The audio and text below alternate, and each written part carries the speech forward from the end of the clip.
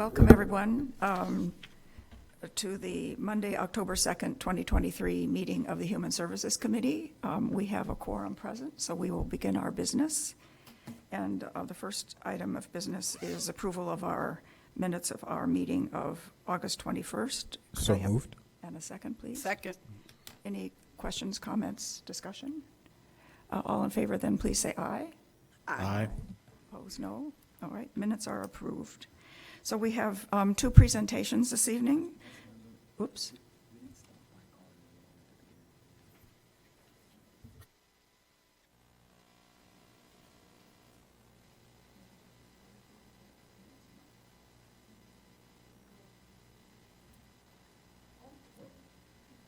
Okay, we're supposed to have a roll call. I'm sorry. For the quorum. We have to do Okay. attendance.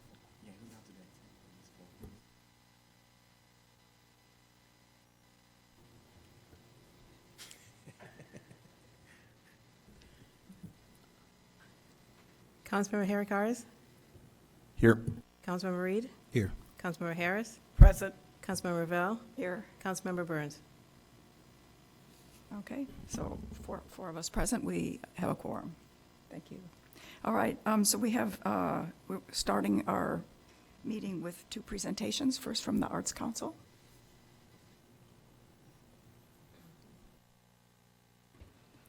Hi, good evening. Thank you so much for having us. We're very excited to be here. My name is Joy Norris. I'm the Cultural Arts Coordinator with the City of Evanston.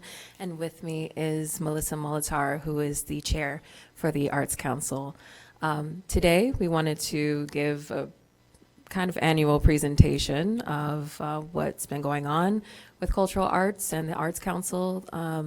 We don't really have a strong relationship with the Human Services Committee, which we want to change and make you more aware of what we're doing and see if there are any bridges that we can build to be in more communication and develop our relationship. So we're here to talk about what's been going on so far. And a question, how do you control?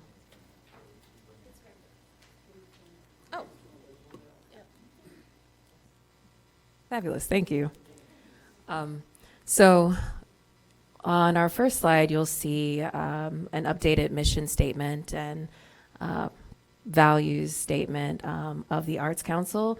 I'll just read it for you. The Evanston Arts Council nourishes and nurtures an inclusive community where creative expression thrives and the arts flourish.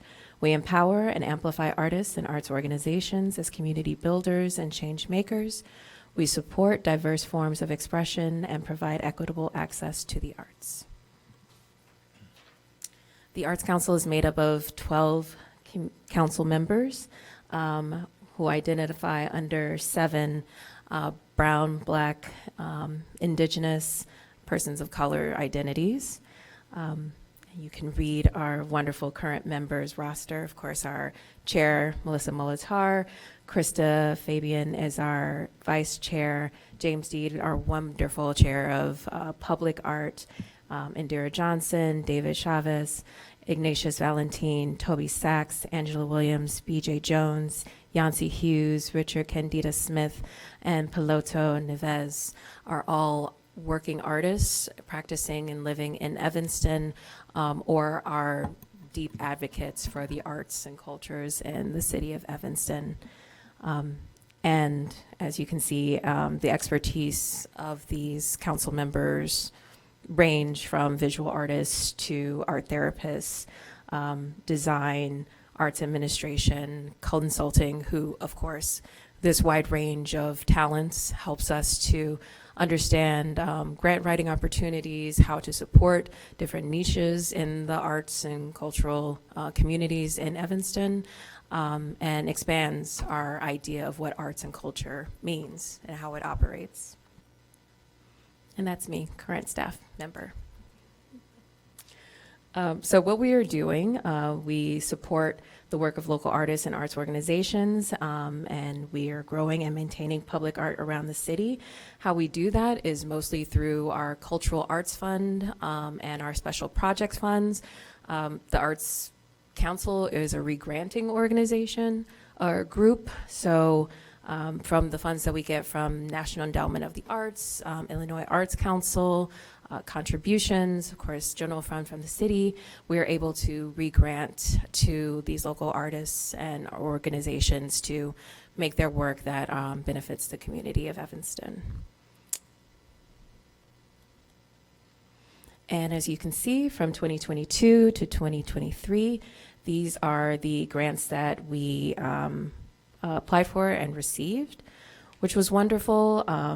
Of course, notably the National Endowment of the Arts, the ARPA, American Rescue Plan, that helped, that $150,000 went to artist organizations for general operating costs that kept them open during the pandemic from the grant cycle of 2021 to 2023, and has been a tremendous help. These arts organizations also benefit, like I mentioned before, from applying and receiving funding from the Cultural Art Fund that we have, where it's an annual fund that artists can apply for up to $4,000 for, again, projects that help benefit the community of Evanston.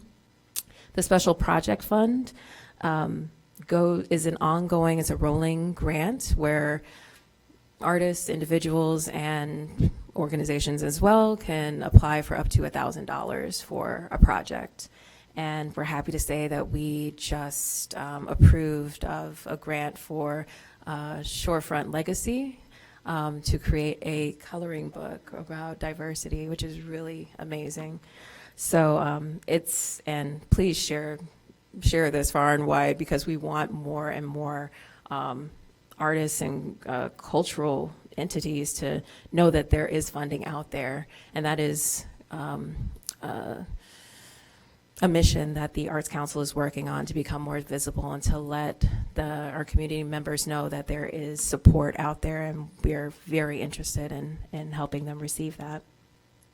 I do want to bring attention to the Community Resiliency Through the Arts Fund, which was created in partnership with Northwestern University, and it brought together 5 social services, a blend of social services organizations and arts organizations to blend together their ideas and their expertise in seeing how arts and social services can function together to create, new opportunities or new pathways of just uplifting voices that we don't hear typically.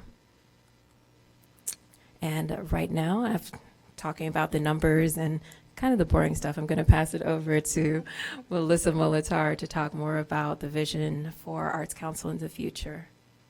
Thanks. Yeah. Thank you, Joy. Thank you so much for having us.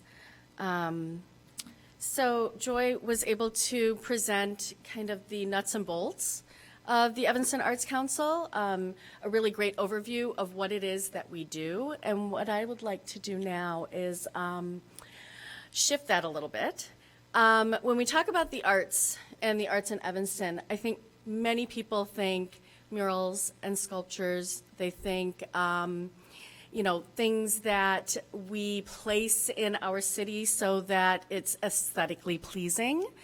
I think that from the pandemic, we learned that the arts are truly much more than that. And that's what we want to focus on. That's the vision that we want to focus on as the Arts Council.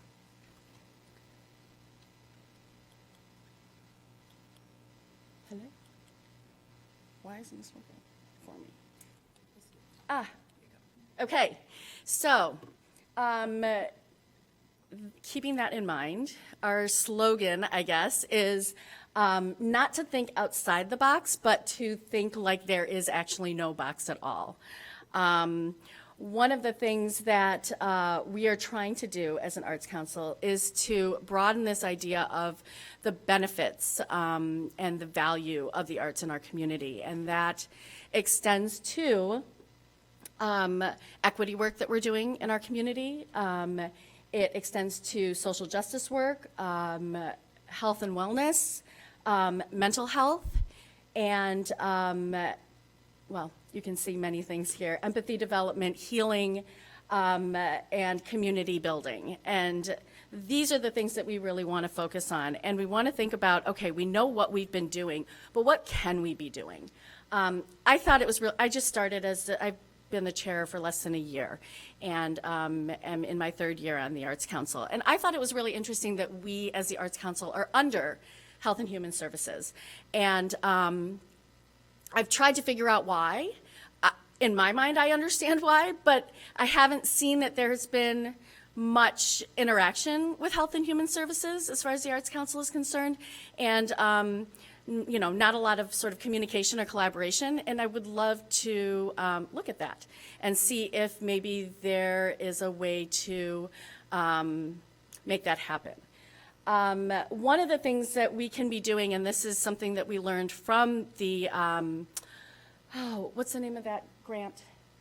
The social service one. Community Resiliency Through the Arts. So this was sort of an innovative grant program. And the goal was very intentionally to pair social service organizations with arts organizations or artists. And it was something that hadn't been done before. And two, it was something that actually was really kind of eye-opening, I think, for a lot of people. Just the benefits of the arts in spaces where we don't think about the arts. One of the things that we think we can be doing more of is working in partnership with Health and Human Services, and that's also including, Parks and Rec and economic development, just so that we are starting to integrate the arts in various sectors and not siloing the arts and thinking of it as sort of this extra thing. We really, I think, need to be shifting our understanding of the arts as something that really is vital to every aspect of our lives. The other thing that I think we could be doing more is working in partnership with local social service organizations to broaden the use of the arts in social services, mental health, wellness programs, and community-wide healing initiatives. The arts play a valuable role in social services by contributing to the well-being and development of individuals, families, and communities. Incorporating art into social services not only provides therapeutic benefits, it also enhances the effectiveness of interventions by addressing emotional and psychological aspects of individuals' lives. It can promote resilience, improve mental health, and foster a sense of agency and empowerment, ultimately contributing to better outcomes in social service programs. There are many different ways that the arts can be integrated into social services, and this is just a short list. Many people have now kind of heard about art therapy or the therapeutic application of the arts.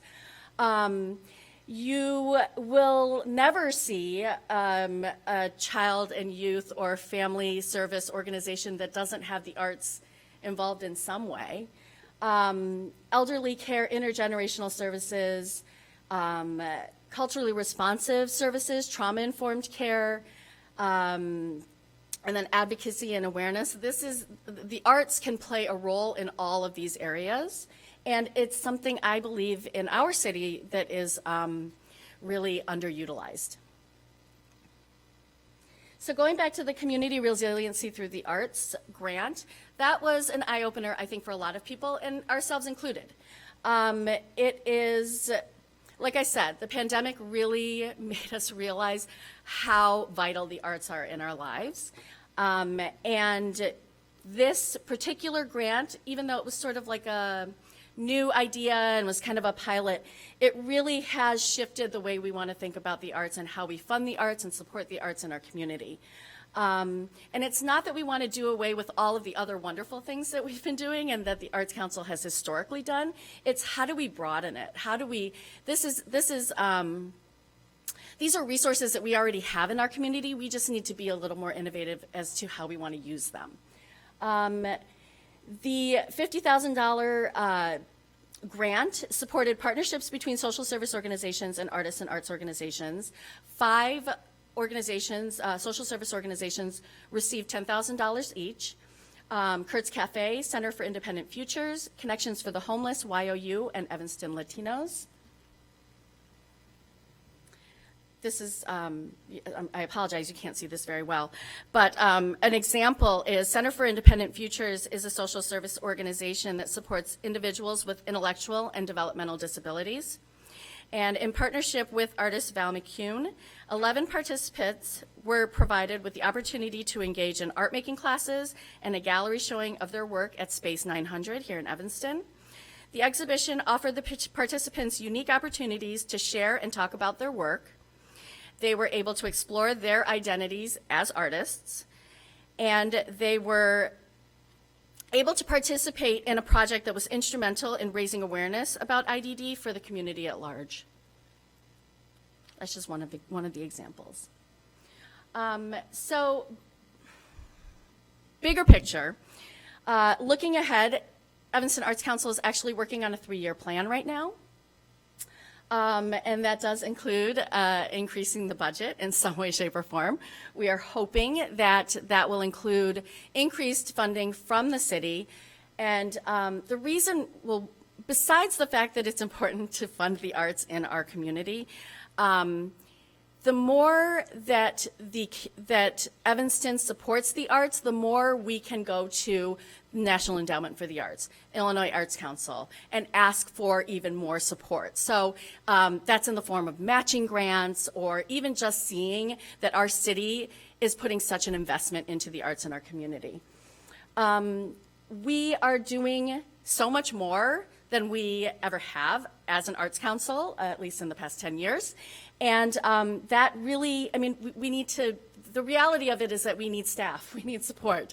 We want to expand our grants program. There are so many artists and arts organizations in this community that, I mean, we're so rich in this, in these resources, and to be able to support them is really, really important. We want to continue community engagement and programming, and we want to add more. Again, we have so many resources. We have a lot of public art that exists in our community, and so many people don't know about it.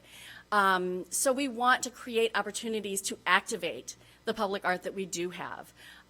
Create programming that brings people out of their homes into the community, in community with each other. We want to support our artists and our arts organizations more.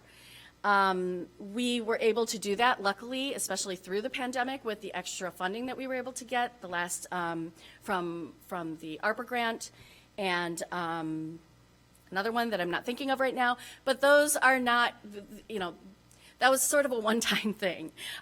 We were able to get our arts organizations to sort of to weather the storm. But the amount of what they did for us as a community during the pandemic is invaluable. And it's really important for us to continue to not only support them, but help them to grow and to support new artists and new organizations that are coming up. Again, like I said earlier, we want to increase communication, collaboration, and partnership with the city, with departments, sectors, and wards. And in addition to wanting to hopefully get more support from the city, we want to find other ways to do fundraising. Looking ahead, 2025 is a big year for the Arts Council. It is the 50th anniversary of the Arts Council, and we want to celebrate that. And the goal is to make 2025 the year of the arts. And when we say the year of the arts, again, not sort of the traditional way that I think a lot of people think about the arts, but really looking at where the arts affect every aspect of our lives and showcasing that and raising awareness around that. So the Year of the Arts in Evanston is going to be a year-long celebration of the arts, programming, engagement of the community in the arts as much as possible. And the sort of crown jewel of that is we really want to bring back the annual Lakefront Arts Festival. There are a couple of events that are happening coming up, and we'd love for you to join us. The first is the unveiling of the DuSable bust sculpture.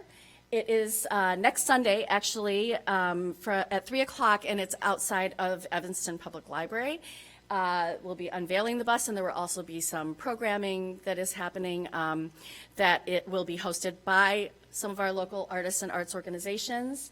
And then Bright Night for the Arts is the annual celebration of the arts that the mayor puts on, and every year he awards an artist or an arts organization, maybe 2 or 3, an award to sort of, thank them for their contribution to the arts in Evanston. And it's a fun party. And we have local artists, musicians, some performers from different theater companies who come and do some performances and talk to all of us. So please put those on your calendar. We will also send an email with that information to remind you, but we would love to see you all there. And I think that is it. If it's not going, does that mean it's done? Okay. Thank you so much. We appreciate your time, and we hope that we can explore ways to not just come in front of you once a year to tell you what's going on, but really start having conversations with you all about how we can work together and collaborate to see where we can find benefits of the arts in the work that you all are doing. So thank you so much. Well, thank you. Committee members, do you have any comments or questions? Yes, Councilmember Harris. Thank you so much. So thank you all so much for presenting. This information is awesome. I most definitely am looking forward to Sunday's event. It's been something, in the holding.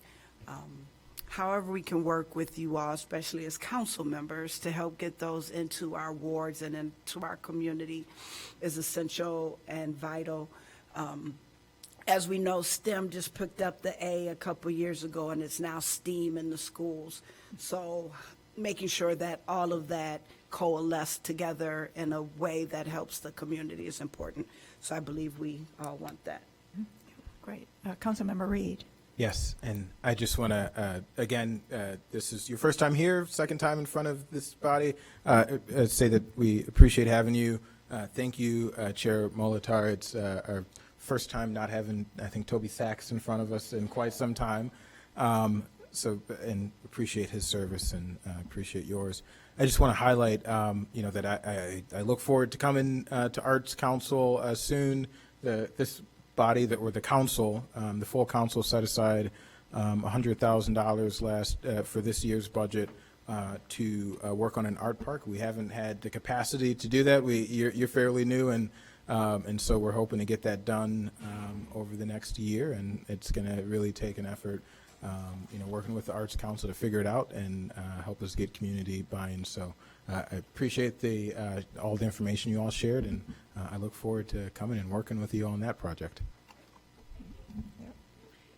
Well, I have to say, as someone looking at the arts activities and, amazing work that's done in the community, I'm just amazed at how much we already do, and now you've got this vision for even more. So we'll look forward to further updates from you and suggestions of what we can do to make that all happen. So thank you very much. Okay. Now we have a presentation from Victim Services.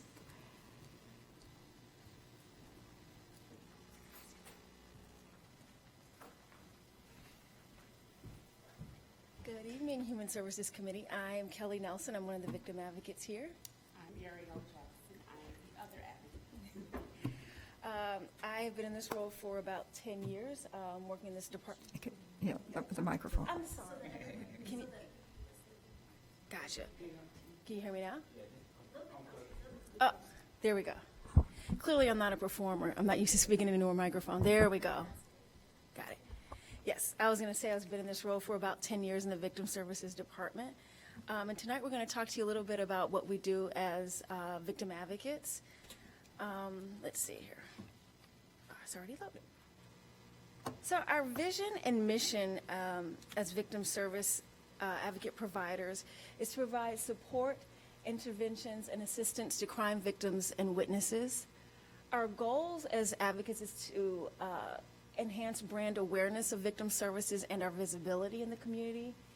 We'd like to grow community education and outreach, as well as continue to partner with stakeholders for greater high crime-related prevention and awareness of various crimes.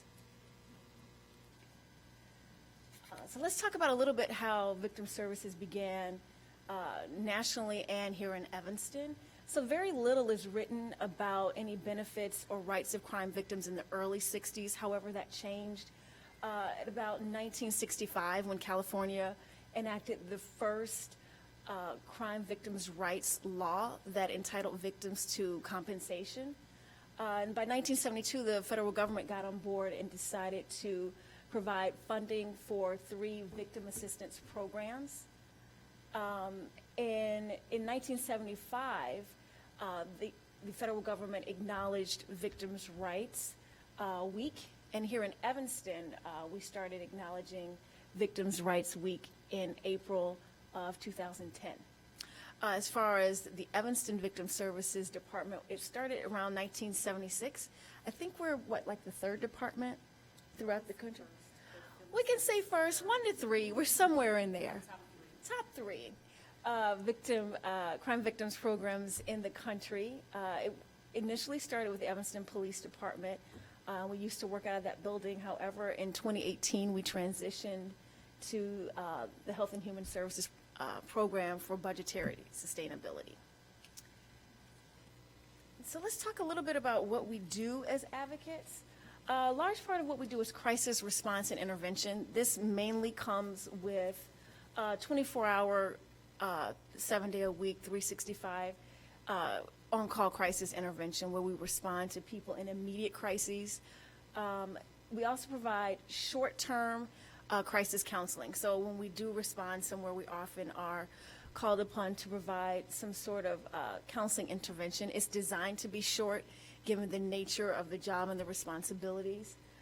We also provide a lot of education and assistance, particularly around domestic violence. We do a lot of education with that, assisting people getting connected to different resources and giving them referrals in the community. Advocacy is a very important part of our job. I'd say that's about 70% of what we do on a daily basis is court advocacy. And then the other piece to advocacy is medical advocacy for sex assault victims and other victims who find themselves to be hospitalized due to a crime. And we also provide referrals. We don't do a lot of armchair counseling ourselves, but we're always happy to connect people to different resources in and around the Evanston communities so they can heal and start to move forward if they find themselves to be a victim of a crime. I'm going to turn this over to my partner, Ariel, and she's going to talk to you a little bit about our stats. Good evening. I'm going to try to resist not breaking into song because I was meant to be a starrer, so a microphone triggers me. Okay. I'm going to go into a little bit of what we do and how we do it and how 2020 shaped up for us as a department. So here's a list of things that we follow up with under the violent crime category. So domestic battery, anything domestic is a great amount of our time. We do a lot with surrounding the domestic battery, domestic assault, domestic disturbances. Obviously, battery, sex assault, child abuse, armed robbery, all of that. I don't want to just read them all off to you, but that's kind of where the crux of what we do begins. And then we have the nonviolent crime follow-up, the check well-beings, death notifications, death investigations. Those things are death notifications and investigations. Someone calls, the neighbor calls and says, hey, my neighbor's mail is piling up. I haven't seen them in a couple of days. They call the police. Police go out and find someone deceased. The 911 center will call us, call Ike, or call Indira. They'll call us to make a notification to the families, or if the family's on scene, to provide services and resource to them, explain next steps and things of that nature. Missing and lost confused persons, and collaboration with internal and external stakeholders. We do a lot of work with DCFS, with elder abuse services, and we virtually daily contact with the state's attorney's office, and obviously the EA and GA programs, as we work very closely with our department members. Okay, so here's our data. Again, a lot of what we do is around domestic, so you see domestic disturbances is what on the higher end. Kelly and I each morning go through every single police report that's made from the night before, and we pull out all of the ones that fall in the categories where we service. Each of those get a follow-up phone call, and the advocacy or services begin at that point. Some may just, say, I'm fine, thank you for calling. Some may say, I don't know what I want right now, can I call you back? And in some cases, we go right into providing services. Obviously, homicides don't start with a phone call. That's a call out. That's an in-person service. Thankfully, we only had 2 this last reporting period. I want to draw your attention to sex assault. It says 2. That's 2 that we responded to. Now, so we're working out some structural things with the hospitals as it surrounds sex assaults. So if next year you see the number spike, I don't want anyone to be alarmed, but we're working out some high-level policies and procedures. So our reporting has looked different in the past, and more than likely will look different in that category moving forward. Okay. Again, some of the things we respond to and how many we've responded to. Aggravated battery, aggravated robbery and vehicular hijacking. That's a new category for us, unfortunately. But I'm thankful that we were held at 7. There are lots of other communities that had a higher number. Okay, how the work gets done. So approximately 900, I think we were at 889. I've looked at a lot of numbers in the past few days. Nearly 900 hours spent in court advocacy.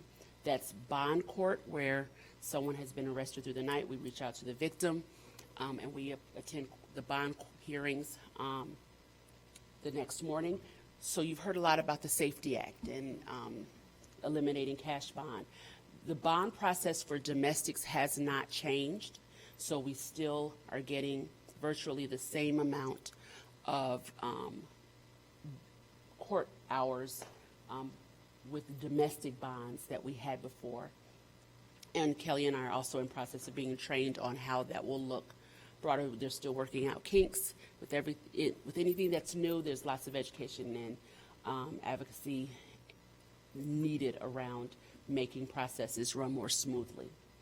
We had 104, nearly 105 hours in after-hour call-outs. That's anything after 4:30 on Friday, or anything after 4:30 during the week, or after 4:30 on Friday.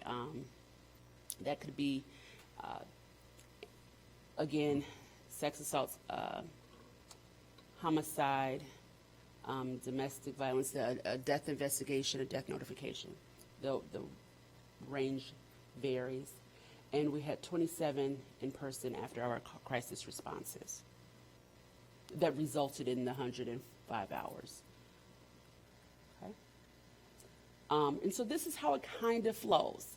The 911 center places the call to the HHS manager or the health department director, and Kelly and I alternate weeks on call. So we carry a 7-day on-call schedule. They'll see who's on call, or they'll call us both, and we'll figure out who's on call, depending on the hour. And From that, we then will reach out to the officer, the supervisor, the most senior officer on the scene to get as much information we can get while we're en route to the scene. And once we arrive, we provide necessary direction and services as we see needed. That's victim services in nuts and bolts. Whoa. Any questions? Yeah, committee, any question? Yes, Councilmember Harris, I see you reaching. Right, I didn't even get to my light. So first of all, I want to say, again, thank you so much for your service. And I'm hoping that you all get to practice self-care as well, because what you're dealing with is a traumatic thing. Instances, not things. But things. So thank you for that. Have we seen an increase, decrease in numbers? Me being the newest council member, I don't know what last year's numbers look like. Do you believe there's been an increase, decrease in your services, the traumatic instances? So we've hovered somewhere around a little under 1,500 cases a year. I think we were at 1,447 last year, and we're just under 1,500 this year. The domestics tend to have remained the same. Our homicides are down, right?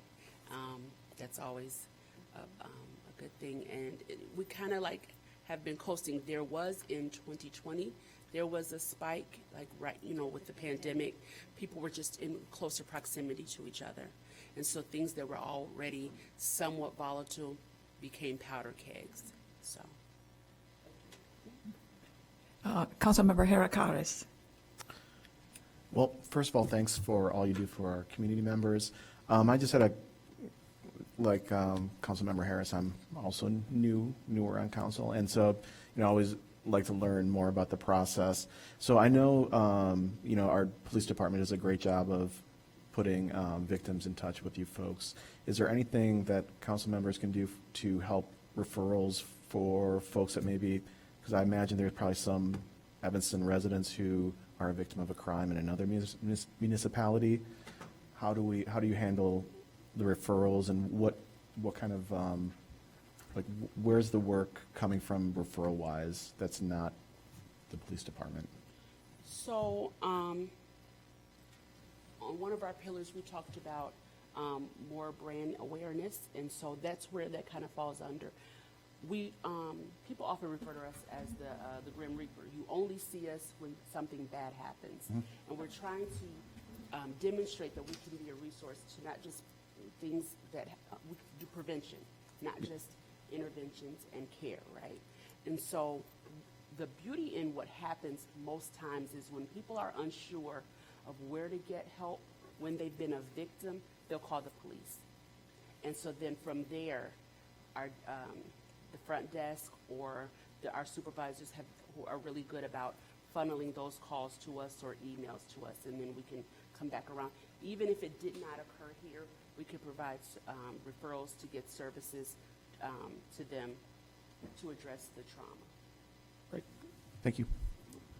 Councilmember Reed. Oops, sorry. Kelly, did you want to say something? Just to piggyback what you were saying also, people can, call, like if you find out there's a member of your ward that's been a victim of a crime and, maybe it didn't happen here, but you still want them to get services, you can always reach out to Ike or Indira, and then they will get in touch with us and we'll be happy to reach out to them. I mean, we get referrals from people who call 311, or just call, like you said, the front desk or supervisors. So we get referrals and people in need of services from a lot of different ways. But yeah, feel free to reach out to our supervisors and we'll be happy to provide resources as needed.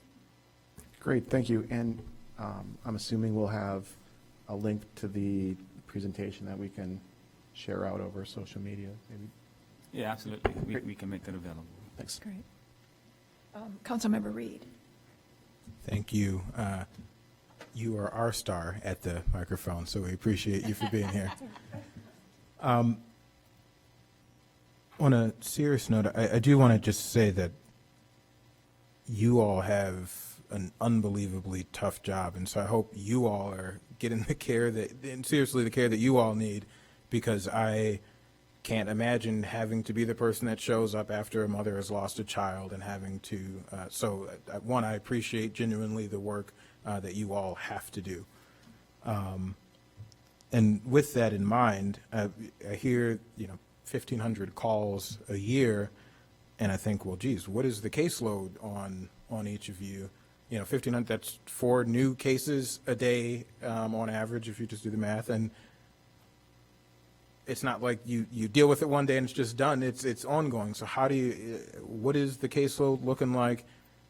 Are 2 victim services do we have 3 now? Or we have 2. Do we have 3 at one point? Years ago. I think, 2017, I think. I'm Right. fairly new to being a council member, but I've been around here long enough. So what is the caseload like with 2 victim services workers? So when thinking of caseload, some of our cases will require just 1 or 2 phone calls, right? Some will be a one and done. And then there are those, the court cases typically will linger on a little longer. Higher profile, homicide type cases, they can go on as long as like 5 years, right? And so we prioritize. It has been just Kelly and I for a while now, and we've been able to work in tandem pretty good in managing. The numbers do seem like ridiculously high. They are. But for a town this size, it's been holding at that number somewhere around there for the past few years. And I want to say one other thing because I've got the microphone. You mentioned self-care, and you did as well. I want to publicly thank Ike and Indira because I've worked in social services for almost 30 years. I started when I was like 5. And I have worked for people who were like, yeah, that was terrible, that happened, but who's going to open tomorrow? And that is not how this program runs. Ike has personally checked in when things are heavy. He has said, no, I need you to take tomorrow.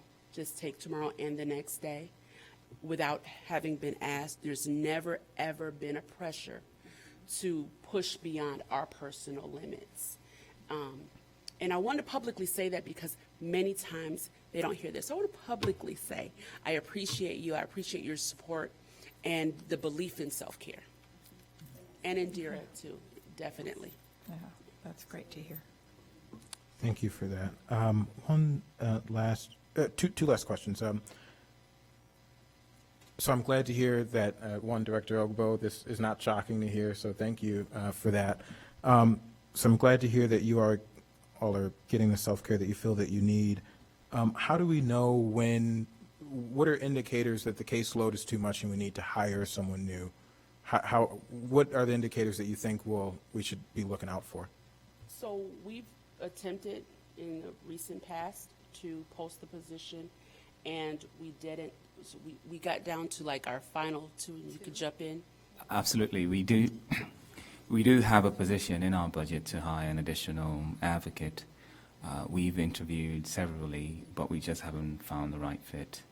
We're going back to the drawing board to post the position and interview, and hopefully we get the person who suits the task and the objectives of the department. Because what matters here is fit. We want to make sure that we hire the right individual to complement the excellent work that these ladies are doing. Thank you for that. And then last question is, and my apologies, I stepped out of the room for a second if I missed it, but and now understand that you all refer folks out because you all don't have the capacity to take on being therapist, acting as the therapist yourself, but what resources do you all have, or what resources are made available from the health department to, let's say I don't have health insurance and I need, someone in my ward, their child was killed and they need a therapy or they need some other service, but they don't have the funds for that. Do you all have funds, or does the health department make funds available in those situations? So we have resources where we would refer you to therapists who have a sliding scale or an agency who charges on an income base where there may not be, a fee at all. We've not ever not been able to connect someone in need of services and they not get it. We're currently working with Jessica Wingater with her program, connecting Evanston residents to therapy services under her program's umbrella. And we've been doing that since the beginning when she first started putting the nuts and bolts to her program together.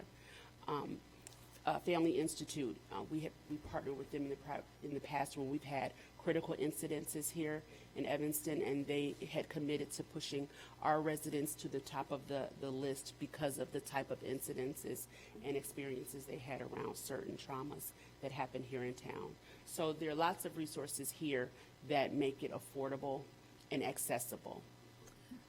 And just to piggyback a little bit more about that, so I think after the Highland Park incident, there was a greater spotlight shined on having resources that families and people could connect to, particularly involved in shootings and trauma.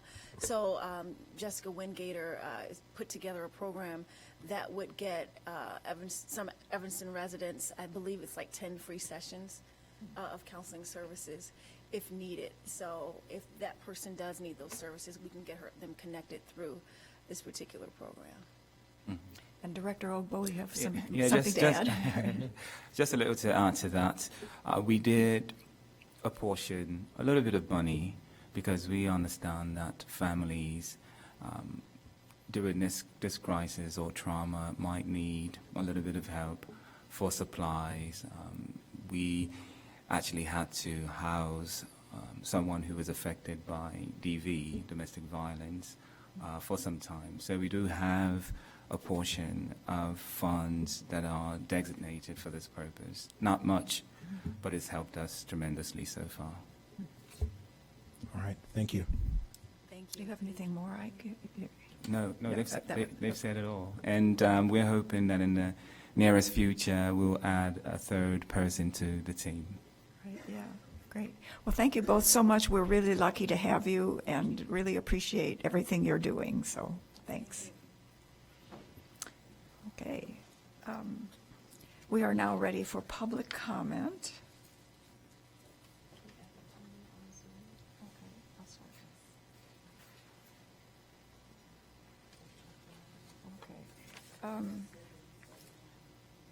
So is Bruce Doblin here? Yep.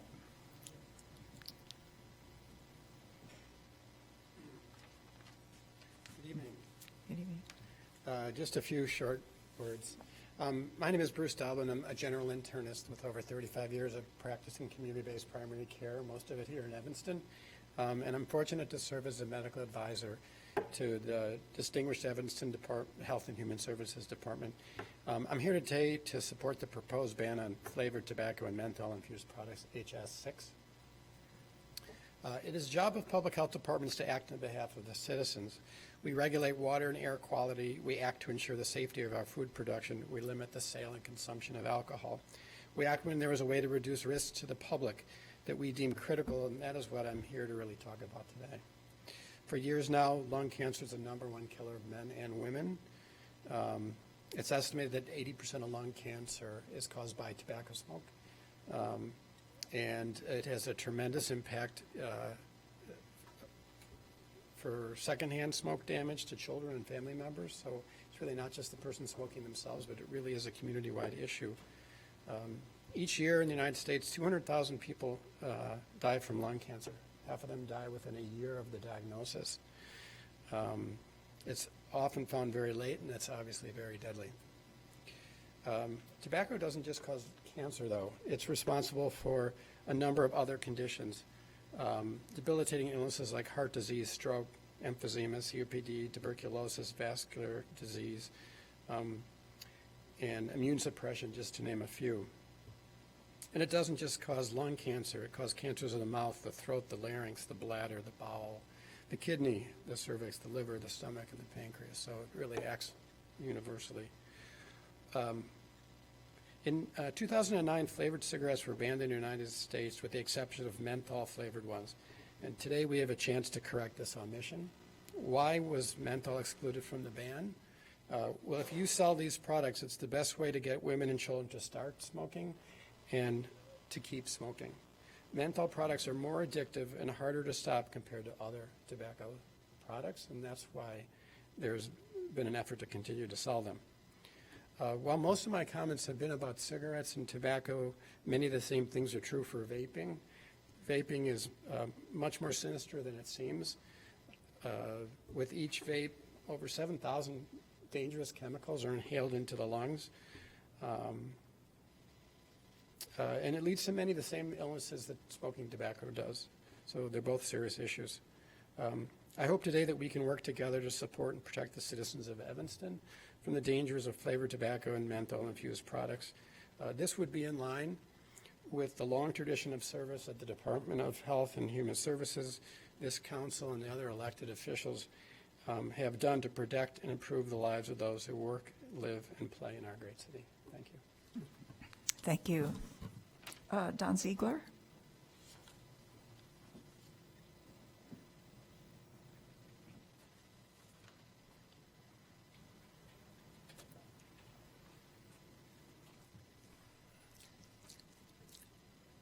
Good evening, members of the Human Services Committee. I am Don Ziegler, Chair of the Evanston Health Advisory Council and Chair of the Illinois Advocacy Committee of the American Heart Association, and also serve as an adjunct associate professor in UIC School of Public Health. As the staff notes appropriately state, and I highly commend what our staff and Ike and his staff have done to put together the good notes regarding this issue. According to those notes, tobacco remains the #1 preventable health problem in the U.S., but the operative word is preventable. The problem is that the tobacco companies entice our youth with fancy flavors to get the kids addicted as long-term customers until they struggle to quit or die. And yet we permit the promotion and sale of these deadly products in our community. Massachusetts and California have banned all flavored tobacco products. Chicago, unincorporated Cook County, and River Forest have passed weaker measures that only address e-cigarettes. Evanston can and should do more. The U.S. Conference of Mayors, at its annual meeting in June, passed a resolution that supports prohibiting the sale of all flavored tobacco products, including flavored e-cigarettes, menthol cigarettes, and flavored cigars, just as what you are considering now. However, I agree with the Human Services Committee that we should just ban the sale of all tobacco products in Evanston, as have Beverly Hills and Manhattan Beach, California. But if we can't adopt a total ban now, at least ban the sale of all flavored tobacco products. We can make history, small case history, that is, if we do this, but we could make history in all caps. Let's go for a total ban on all tobacco products. Evanston knows how to make history. Other communities are watching and will follow our lead. Thank you. Thank you. Chanel Blair?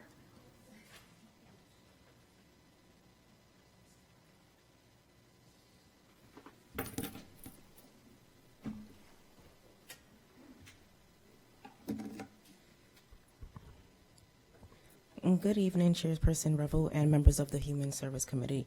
My name is Chanel Blair. I am a health promotion specialist at the American Lung Association. I am a community member of Evanston as well, and I am a mother.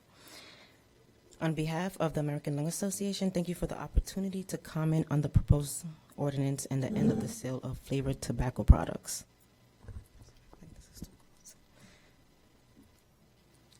Sorry.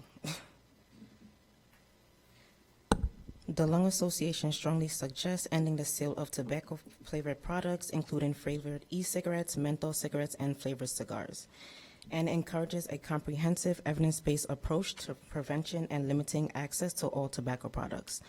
Therefore, we support and urge passage of the proposed ordinance as currently drafted.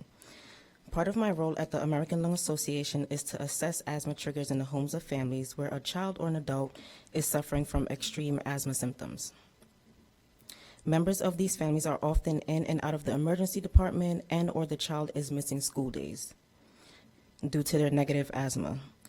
I see firsthand how tobacco smoke and vape emissions can negatively affect the health of individuals, which is part of why passing this ordinance is so important to protect public health. When considering legislation to address flavored tobacco products, it is important that the proposal is comprehensive, addressing all flavors in all products. While most flavored cigarettes are prohibited, menthol is not.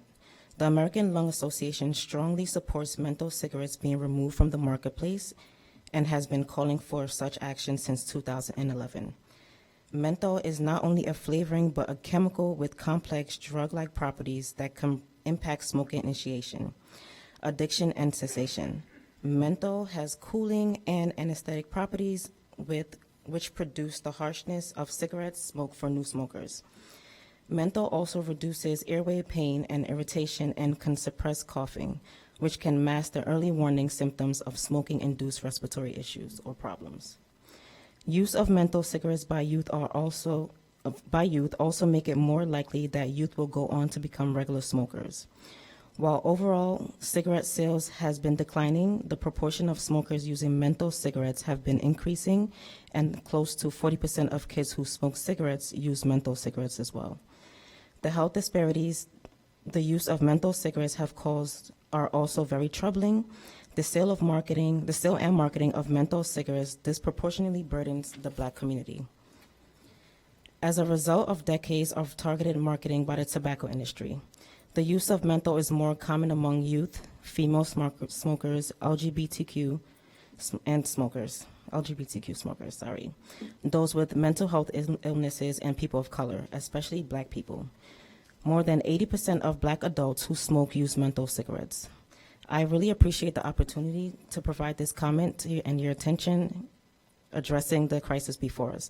I want my daughter to be able to grow up in a community where she is not vulnerable to big tobacco predatory marketing to Black youth, and where she is not exposed to harmful secondhand smoke and vape emissions. With a vision of a world free of lung disease, the American Lung Association is working to eliminate the use of all tobacco products. I urge you to support this ordinance to help Evanston realize this vision and prevent today's youth from being the next generation of kids addicted to tobacco products, including menthol cigarettes and e-cigarettes. Thank you so much. Thank you. Emma Daisy?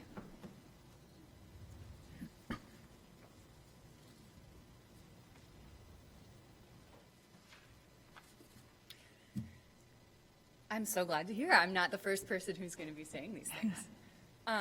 My name is Emma Daisy. I'm a resident of Evanston, and I'm president-elect of the Illinois Academy of Family Physicians. And I'm also voicing strong support for the proposed ordinance to eliminate the sale of all flavored tobacco products within our city.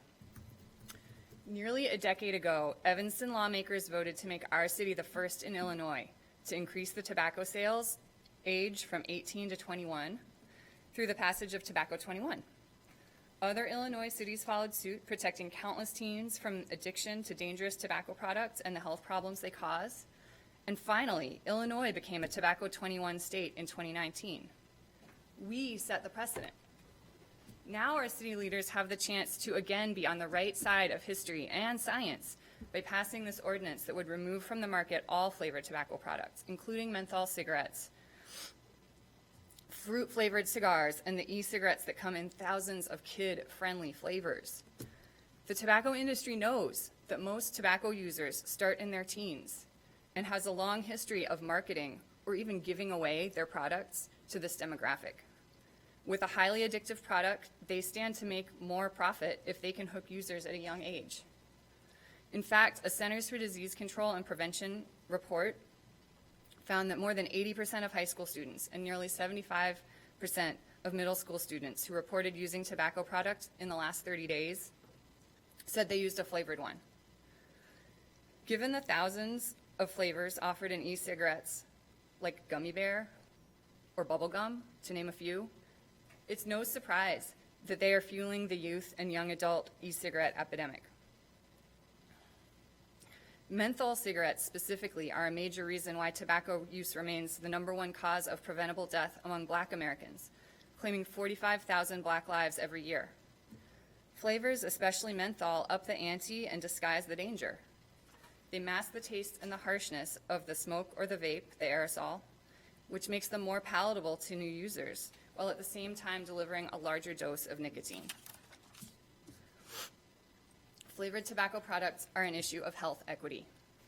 The disproportionate use of menthol tobacco and nicotine products by Black people, as well as adults of color, women, and members of the LGBTQ community is well documented.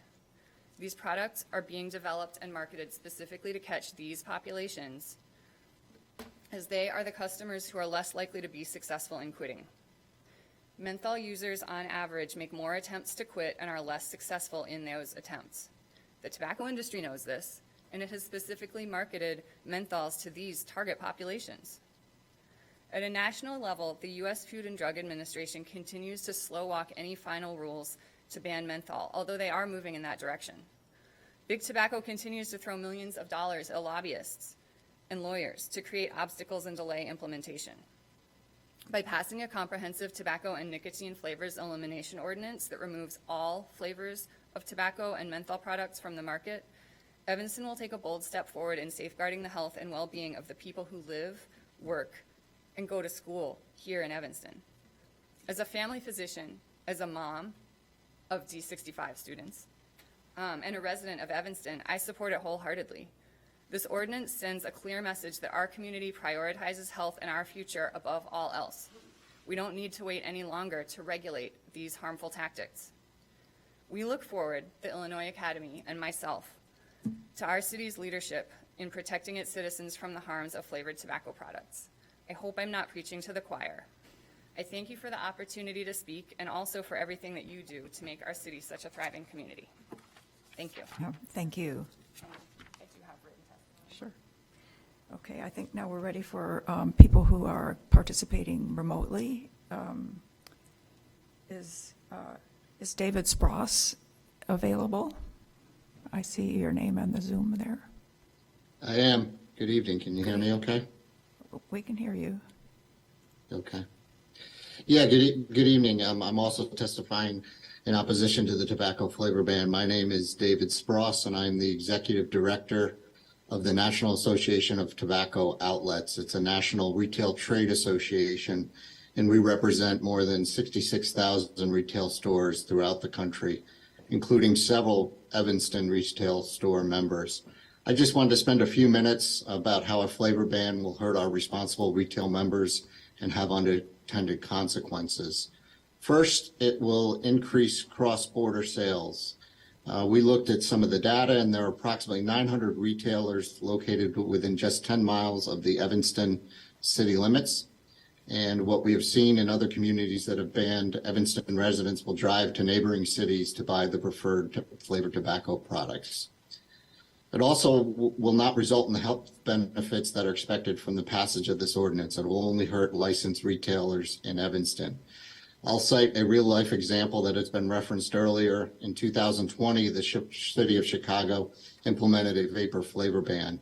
And just last November, the Chicago Tribune ran an article about the countless e-cigarette users who have left the city to cross the border a couple blocks north in search of vape products. Secondly, I just wanted to mention that it'll expand the illicit market.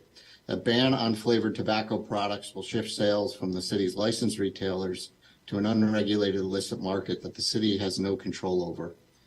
A flavor ban will push age-restricted flavored tobacco product sales in retail stores to the streets so that anyone, including youth who has the cash, can purchase them.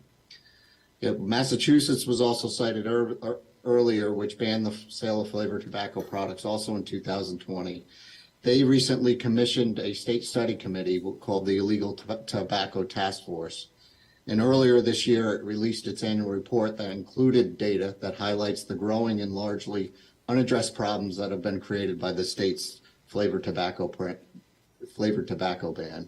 The report illustrates the illegal market for the banned products has increased exponentially.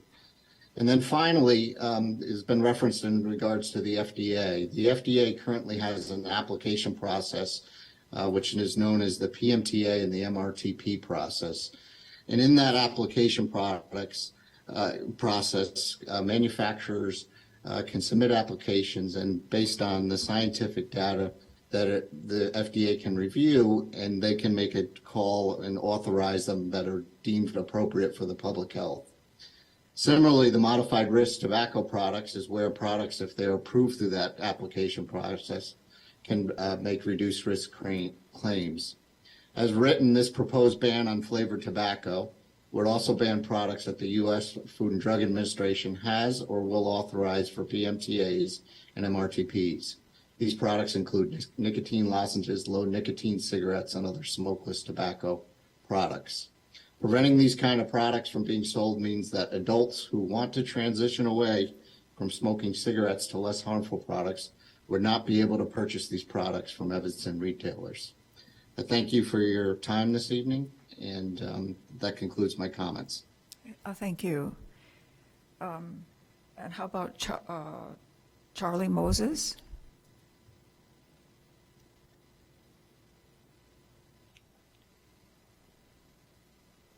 Are we there?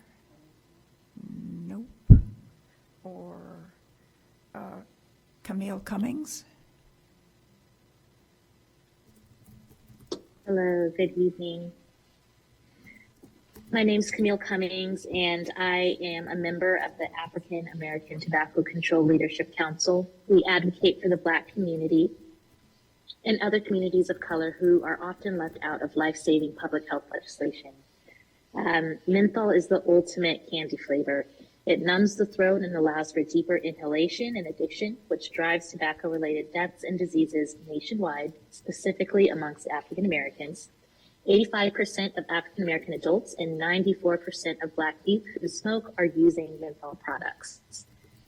These statistics arise from the predatory marketing of these products in the Black community, where there are more advertisements, more lucrative promotions, and most disturbing, cheaper menthol cigarettes in comparison to other communities. 45,000 African Americans die each year from tobacco-related diseases, and that is more than deaths related to alcohol, AIDS, car accidents, illegal drugs, murders, and suicides combined. So really strong citywide policies preventing the sale of menthol cigarettes protect African Americans, young people, and the greater community from the predatory marketing tactics used by the commercial tobacco industry. The AATCLC strongly encourages you to protect the health of Evanston residents over the profits of the tobacco industry by ending the sale of all flavored tobacco products. This will interrupt the predatory marketing tactics that commercial tobacco companies use that disproportionately impact poor communities, marginalized groups, youth, and communities of color. So I hope that you will consider this item. Thank you. Thank you. And is Christopher Jenkins in the Zoom or in the room? I am. How are you? My name is Christoph Jenkins. Christoph. No problem. I'm the founder and creator of The Poet Life, but I'm also a cohort member of the African American Tobacco Control Leadership Council. And we've been traveling the country, working with teenagers and middle school students to help them express themselves, first to inform them about what Big Tobacco is doing as far as targeting their age group and giving them a voice and allowing them to internalize the information and express themselves. And so actually we have one of the teenagers here that's going to share one of their poems, if you all don't mind, introducing Anthony Martinez. He's out in Los Angeles. Okay. Hi, my name is Anthony Martinez, and I'm about to recite my poem. But first, she catches your attention with the voices of her victims that say things like, she takes your problems away, or she relaxes you. She spits lies without even opening her mouth. But she dresses nice, and even wears a fruit and candy flavored lip gloss. She would be with anyone who needs her. She does not care about your race nor gender, if you're tall, short, confident, or insecure, happy, or sad, not even your age. Discrimination is within her, only when it comes to being with her. Because she does not like it when communities start rising. So she throws herself to the Black and Hispanic community. She saw it easy to capture Latino because we were lucrative and easy to reach. She kills over 45,000 people in the Black community each year. Her heart is always on fire, ready to burn your lungs. When you give in and kiss her, your lips, touching the lips of tobacco, sucking in the air full of smoke infected with nicotine. And as you smoke your sorrows away, the nicotine does its job. It wraps you with a chain of addiction and it teases you, adding more stress and sorrow so that you take more of her. She is strangling you, holding you tight so you can't breathe. But you, blinded by its effect, you take it as a caress, a hug of love. She has killed 8 million people worldwide yearly. But the youth, being blinded by their darkness, they treat her with love, spend money on her, and always gives her their time, while she is killing them, slowly, bit by bit. And that's the end. Okay, thank you. Thank you. So I don't have the name of anybody else. Yes.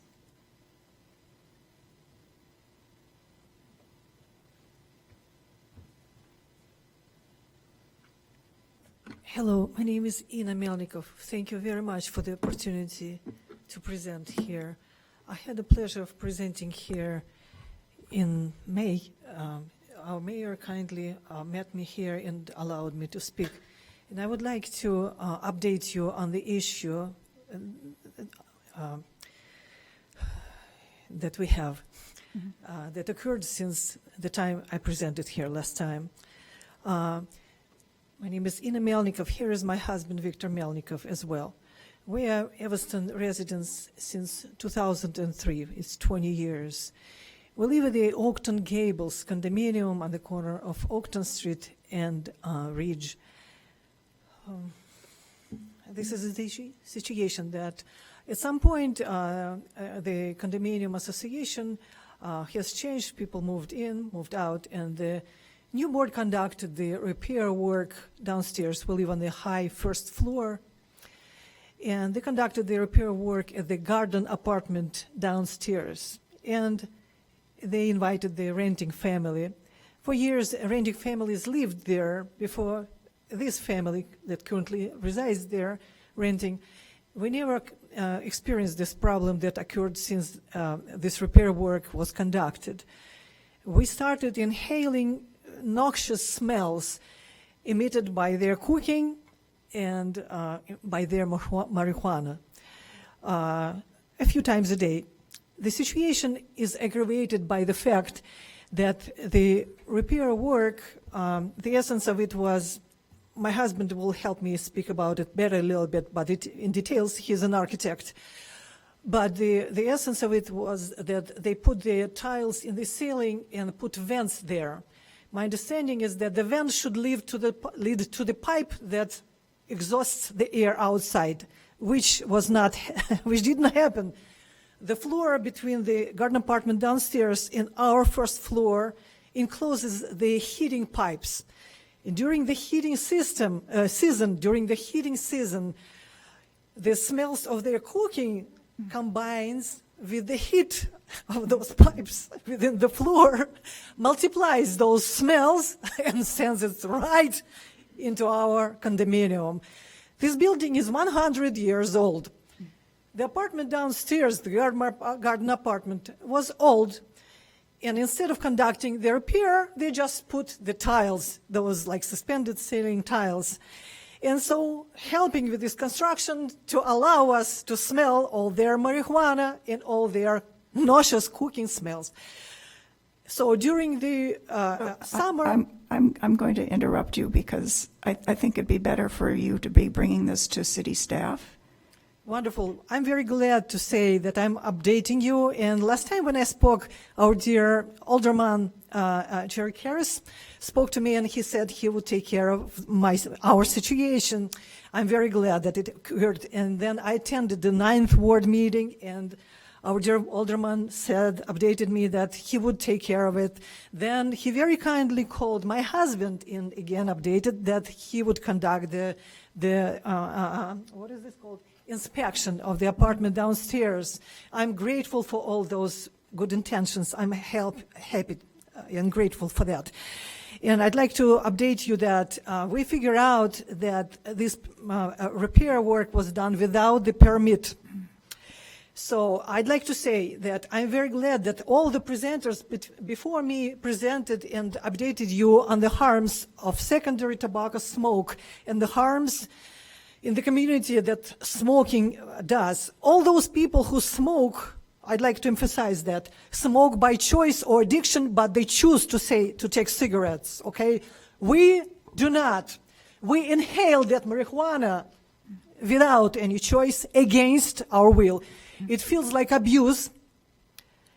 It feels like violence against us. Nice ladies, we're talking about the harms and physical moral damages done to people affected by violence and physical gun violence and so forth. Those people, poor people, terrible things, but they are protected by the law. Clean Air Act addresses only common areas. We had a city inspector who came over and wrote a report that she experienced the smell in the common area. We have that report. I gave this report to dear Alderman Jerry Harris. I can give it to you again. It contains this letter. I'd like to say that I spoke to a number of lawyers. They don't want to deal with that small issue. Okay, Clean Air Act addresses the common areas. Somebody should address our pain. None of you would tolerate this to be done to their children, their family members, and to themselves. We need help, and I don't know why we have to continue sustaining this abuse and sabotaging our basic need to breathe fresh air. We're not just anybody. My husband is an architect. I'm a doctor of Chinese medicine, okay? I work and contribute to the community. For 2 years, 2022, 2023, I worked at the Cook County Hospital as an acupuncturist for the program financed by the U.S. Department of Health and Human Services, helping people overcome their dependence on opioids, helping them overcome their pain, gunshot wounds victims, violence victims. I need help. Can I ask you to follow up with Director Ogbo? I appreciate it very much. Thank you so much. Yep, thank you. Charlie Moses, did we get you back? You've signed up again. I don't know. Okay. So I think that concludes public comment, I hope. And we are ready to move on with the rest of the items on our agenda. And the first one is the General Assistance Annual Report. So moved. To accept and place on file. To accept and place on file. Second. And a second from Councilmember Harris. Is there any discussion or are there any questions? Then. I'm sorry. I'll give Director Ogbo a chance to get back up to the. Oh, okay, sorry. You can take your proper seat. I can stand. All right. Thank you, sir. Just a quick few questions to highlight some of the stuff here. So one question I have is, what is the overall budget for the general assistance? So the overall budget for general assistance is 1.3 million. And how much of that did we spend? So far, we've spent in the tune of 390,000. Yeah, and this is annually this trend continues where we have a lot of excess in the general assistance fund, correct? Well, the figure that I mentioned just pretty much is directed to the funds that we've expended. When we talk about the levy itself, the funding itself, it also includes salary. So the 1.3, some funds are designated for just general assistance and some for salaries of our general specialists who provide okay. services. That's yes. helpful. So then, if you were to include salaries for the general assistance team members, then what would that bring us up to? I would say the salary should range between 370 to 390,000. Okay. So then altogether, there's about 600, a little over 700,000 that we expend here. What are some of the, can you highlight some of the issues? Because we have folks, I mean, we deal with this quite often, that need general assistance but aren't eligible for one reason or another. They're a senior and they receive Social Security. That's one of the ineligibility criteria. Right. So, one, can you talk about some of the barriers to folks receiving general assistance? And then where do those barriers come from? Are those self-imposed barriers? Is there some command from up high, from the state government, that mandates that those are the criteria? It varies. Every situation is different. Most of the situations in which one doesn't qualify because we ask for information pertaining to income and the reasons why they are probably lagging behind on their rent or food or what have you. And the number one item, I would say, is that they are not income eligible. That is number one, a factor there. We try as much as possible to see what assistance we can render to them, but also we are operating within the confines of our guidelines. Another thing that we've seen, although we haven't seen many, are people who no longer qualify general assistance because of their age, where they start to receive Social Security. And that's pretty much out of our hands. That is a state-regulated protocol where individuals transition off the program based on the eligibility for Social Security benefits. Thank you for that. So certainly it seems as though Social Security benefits out of our control, as you just said. Mm-hmm. But you didn't mention that for the income eligibility. And so can you describe a bit more about, is it folks are making too much, they're making too little, both?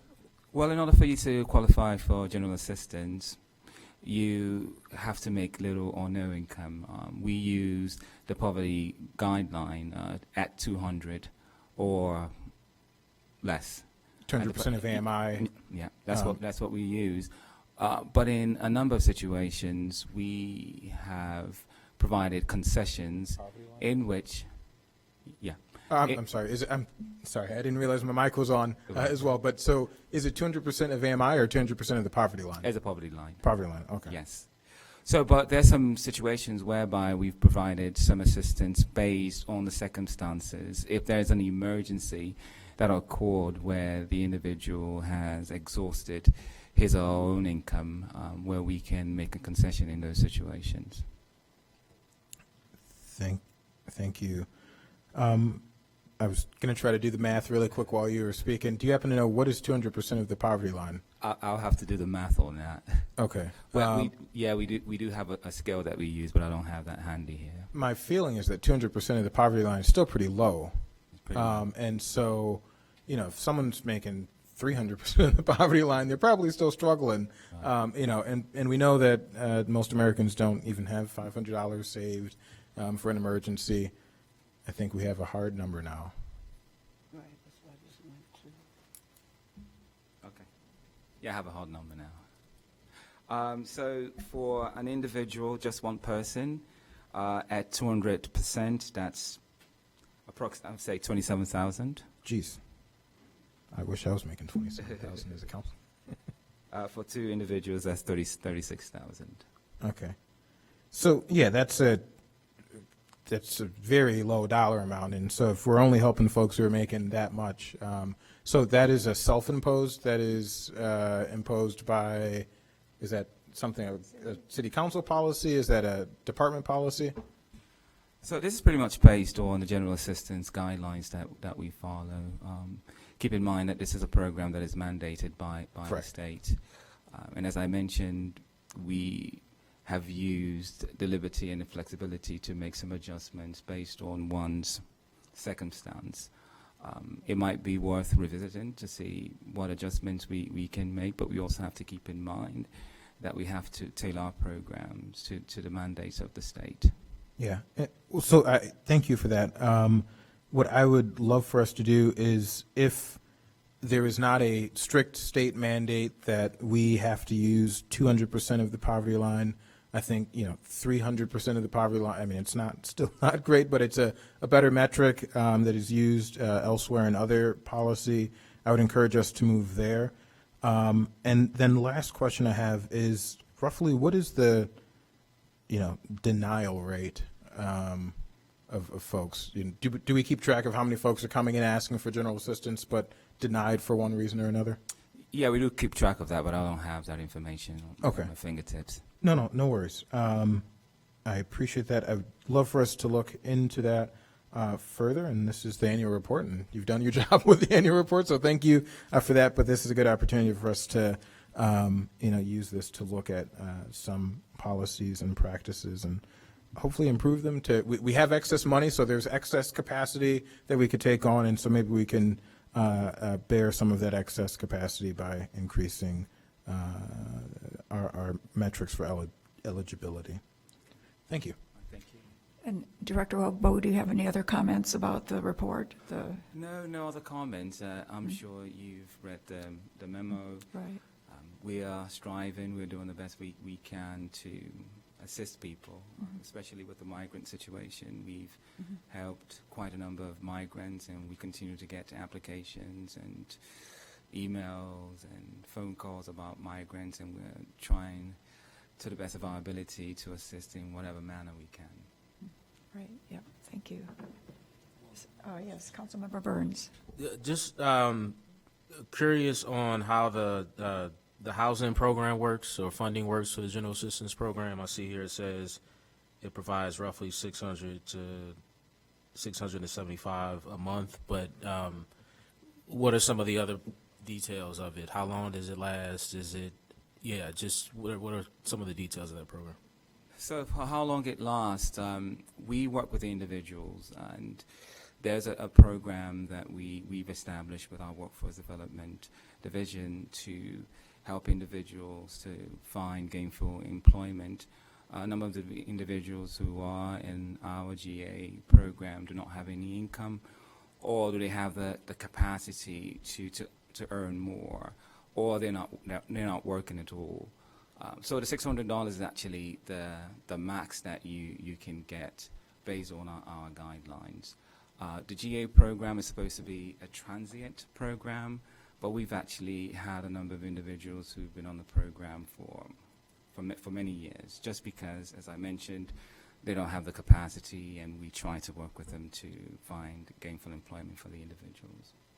And is that is that funding restricted to housing? If you're approved, for housing, does it have to be used in that way, or is that just one of the many eligible uses for these funds? Yeah, absolutely. We've used that many times in that way, where we supplement what housing provides.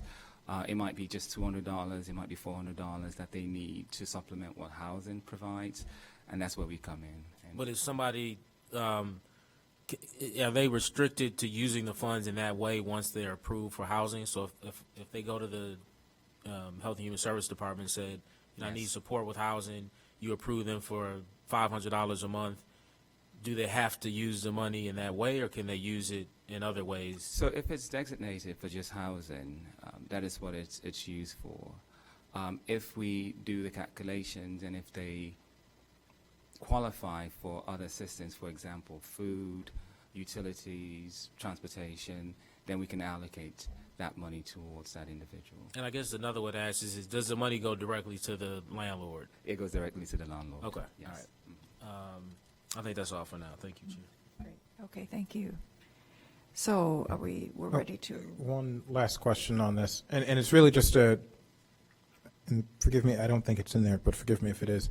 Building on what Councilmember Burns just asked, I would love to in the future see just to get more of a needs assessment to see what are people using these funds for. It's, it's like a pie chart. Is half of it going to housing and then 30% to transportation and whatever the case may be. I'd just love to see that for next year. No problem, we got it. Yeah, great, thank you. So we're ready, I think, for a vote to accept and place on file. So moved. I think we had the motion, right? Okay. Do we ever have a roll call? You just, all those in favor? All in favor, please say aye. Aye. Aye. Opposed, no. Okay, we've taken care of that. And now we have a couple of police complaints to review. I will move item HS5, review of Evanston police complaints and comments report. Second. Great, thank you. Hi, good evening, Chair Ravel and committee members. I'm Aaron Warnick. I'm a commander with Evanston Police Department Office of Professional Standards. I'm here to see if you have any questions and ask that you accept and place our complaints and comments on file. So we had 2 complaints this month. I don't know if you had a chance to look them through, but if anybody has any questions about them, I'd be happy to answer. Yep, so committee members, any comments or questions? Pretty Good. And I appreciate you moving me to the front. Right, okay. So we're ready for a vote then. All in favor to accept and place on file, please say aye. Aye. Opposed, no. Okay. Thank you very much. Have a great night. Thank Thank you. All right. Now, the item of the evening, I think. Would someone make a motion for ordinance move. 74-0-23? I will move ordinance 74-023, amending Title II, Chapter 14, to ban the sale of flavored tobacco products. Second. And is there a second? Did I hear it? I second. There we go, haircuts. Okay, Councilmember Reed, go ahead. Thank you. I appreciate the testimony of so many folks this evening. I worked as the lead sponsor with Councilmember Ravel and I believe Councilmember Harry Harris to bring the initial proposal forward, which was a ban on all flavored e-cigarettes and menthol cigarettes, understanding the data that many folks have shared today. Councilmember Ravel at the last meeting amended the proposal to include all flavored tobacco products. And I do think there is, as was shared today, logic there. But I do think that I think it's most appropriate for the city at this point to move forward with just the ban on the flavored e-cigarettes and the ban on menthol cigarettes. I think the initial intent of the ordinance was really twofold, to ensure that the next generation of Evanstonians, of Americans, are seeing a cessation in in smoking, whether it be through vaping or through regular tobacco products. One of the some of the data points that we see are when we look at so the FDA in 2022 released their annual National Youth Tobacco Survey. And we know that there are more than 3 million youth out there using tobacco products. 16.5% of high school students are claiming to use tobacco products. And shockingly, 4.5% of middle school students are even reporting using tobacco products. And you look at the most commonly used devices, and e-cigarettes tops off as the most commonly used device for these young folks. There's also data that shows menthol is high up there, but what the data does show, and this is the FDA, is that pipe tobacco is less than 1%. Hookah is 1%.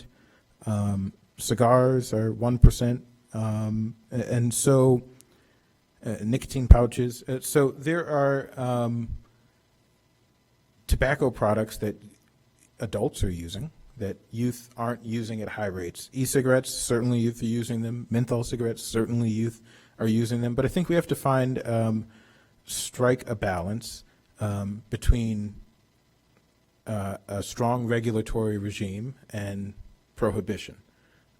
Prohibition on products generally has not been the most effective use. I think when it comes to e-cigarettes, where you can't grow an e-cigarette, it's a manufactured product. Certainly, I hear the concerns that, that one of the gentlemen raised about, the illicit market, and certainly you go around Chicago and you can go to stores and you can find people who are illegally selling e-cigarettes.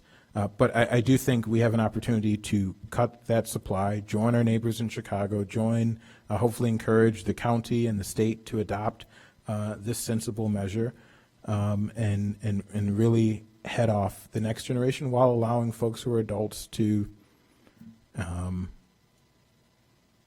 make stupid decisions that we allow adults to make. With alcohol, we allow flavored spirits, and alcohol, while it was shared, I think, by someone, the World Health Organization notes that 8 million people die per year because of tobacco-related death. And we see with alcohol, there's about 3 million people per year that die as a result. And I think we have to make sure that we're moving forward appropriately in a way that really is stopping the next generation without causing undue burden locally. And we're not going to change the habits of a 50-year-old who is smoking cigarettes or flavored tobacco products, but hopefully, we will create a barrier for some folks who are smoking menthol, and hopefully we'll see a decrease here locally. But until the state and Chicago and other places do it, I think we're gonna have a hard time. And realistically, we are going to see folks who leave our community to go purchase their cigarette products elsewhere. That's a reality. And I think that's something that this council is willing to take that loss. I think we are prioritizing public health in this instance, and we are willing to take that loss. I've had business owners in my ward reach out and say, hey, when it was just the flavored e-cigarettes, and say, hey, if you enact this law, and these are right on the border of Chicago where it's legal here, not legal in Chicago, you are going to cut into our revenue substantially. I think one of the figures that I received was about 20% of, I forget if it was just their tobacco sales or their overall sales for the store came from e-cigarettes. Unfortunately, that is a price that I think, should be willing to pay. So I am on board with this, but with discussions with some of my colleagues, I think it makes sense for us to pull back to the original proposal, which was a ban on e-cigarettes and menthol cigarettes, which I think is a huge win for the city of Evanston and something for us to be proud of. So with that, I won't, what is it, Bobby? What is the word? I won't bloviate anymore. I'll get right to the point. And so I'm going to move that we amend this to strike the language banning all flavored tobacco products and only banning flavored e-cigarettes and and menthol cigarettes. So you're suggesting we revert to the language of the previous ordinance, or is this is broader than that, isn't it? Yes, essentially I'm saying we revert to the language of the original ordinance, which. And did that banned menthol? Correct, that cigarettes bans flavored e-cigarettes and menthol. Okay. Is there a second for that motion? Second. Okay, discussion on this proposed amendment. Ready? Yes, Councilmember Burns. I'm going to, vote to move this on the council. I think ultimately, I'm looking forward to discussion at council.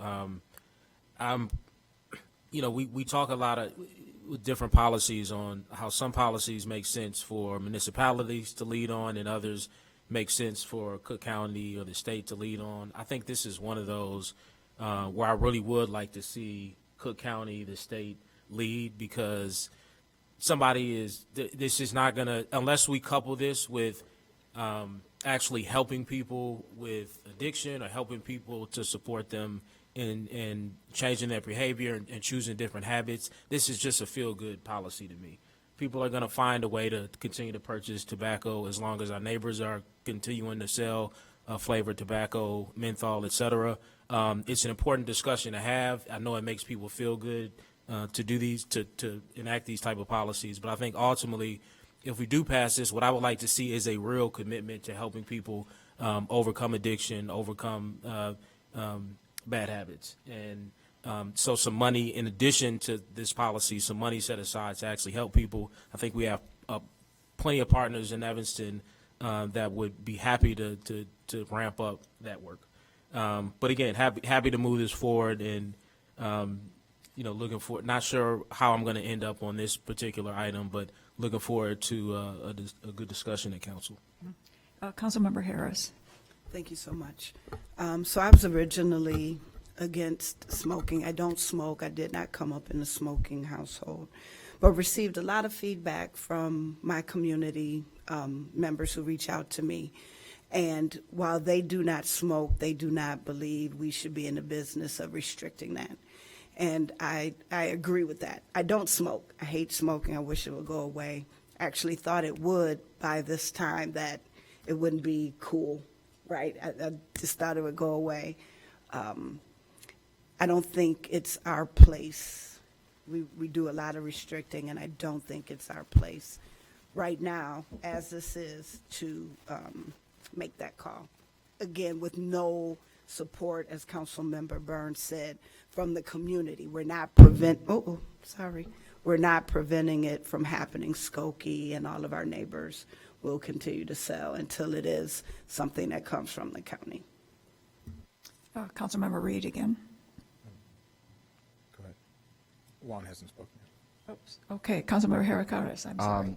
I'll just share, I haven't had any negative feedback other than tobacco lobbyists and maybe a store. But something I had not, this is something that, when, this was brought to my attention from health advocates, I thought this is something better the community. And so I'm in support going forward. So you're supporting the proposed amendment? Not the amendment. The way it's written currently, I support going forward. Okay, right. I think personally, if people want to take out the very specific pipe tobacco and that, but the meat of the ban with the e-cigarettes and menthol, I strongly support. Yes, Director Ogbo. If I may, and I understand the reservations in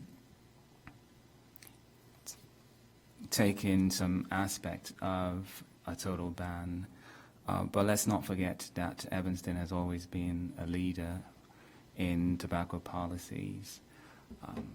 In 2005, we were one of the communities to ban smoking in public places. The state didn't institute that, nor Chicago, nor our neighbors.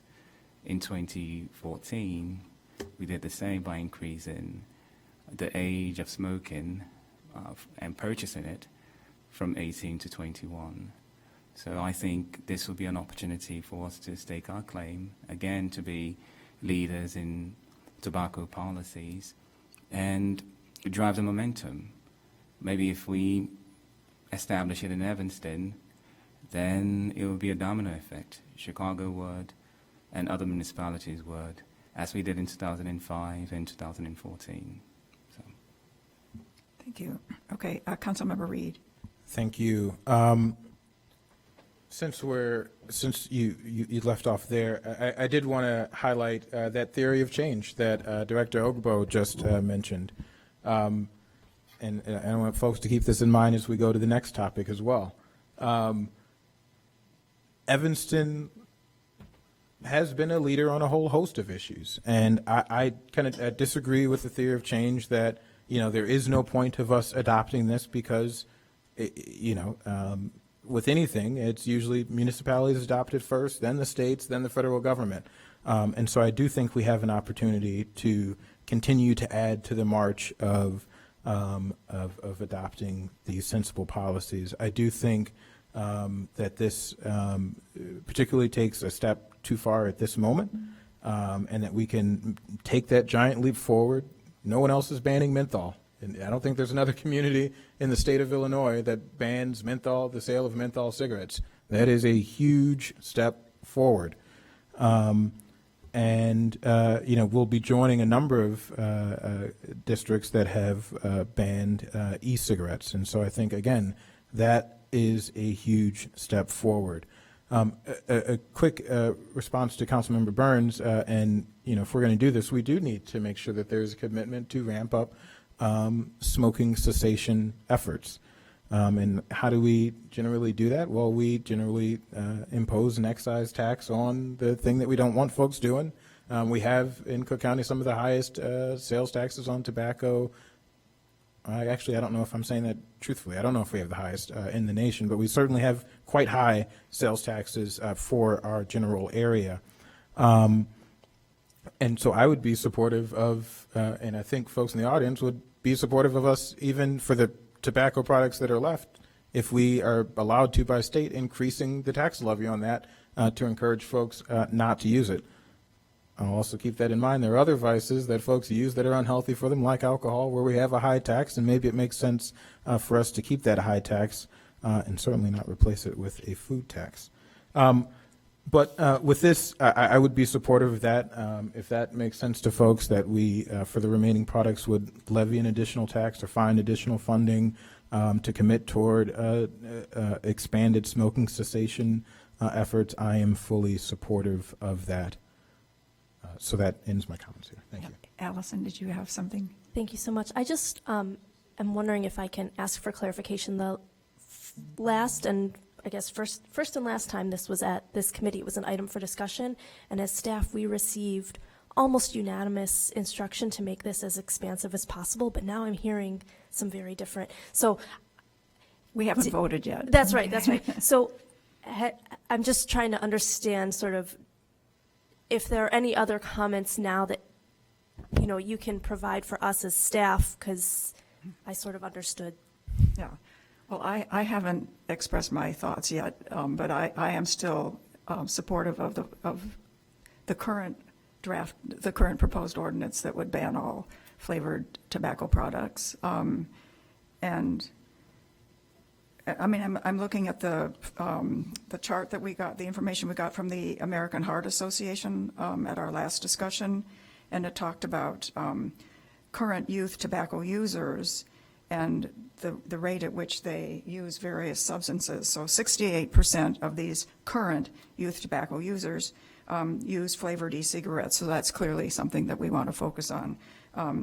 47% use menthol cigarettes, so I'm glad that we are all in agreement that we want to include those.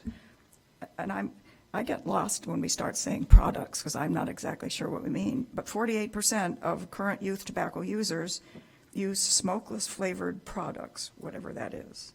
And then we've got 42% of flavored cigars. I mean, 31% flavored hookah.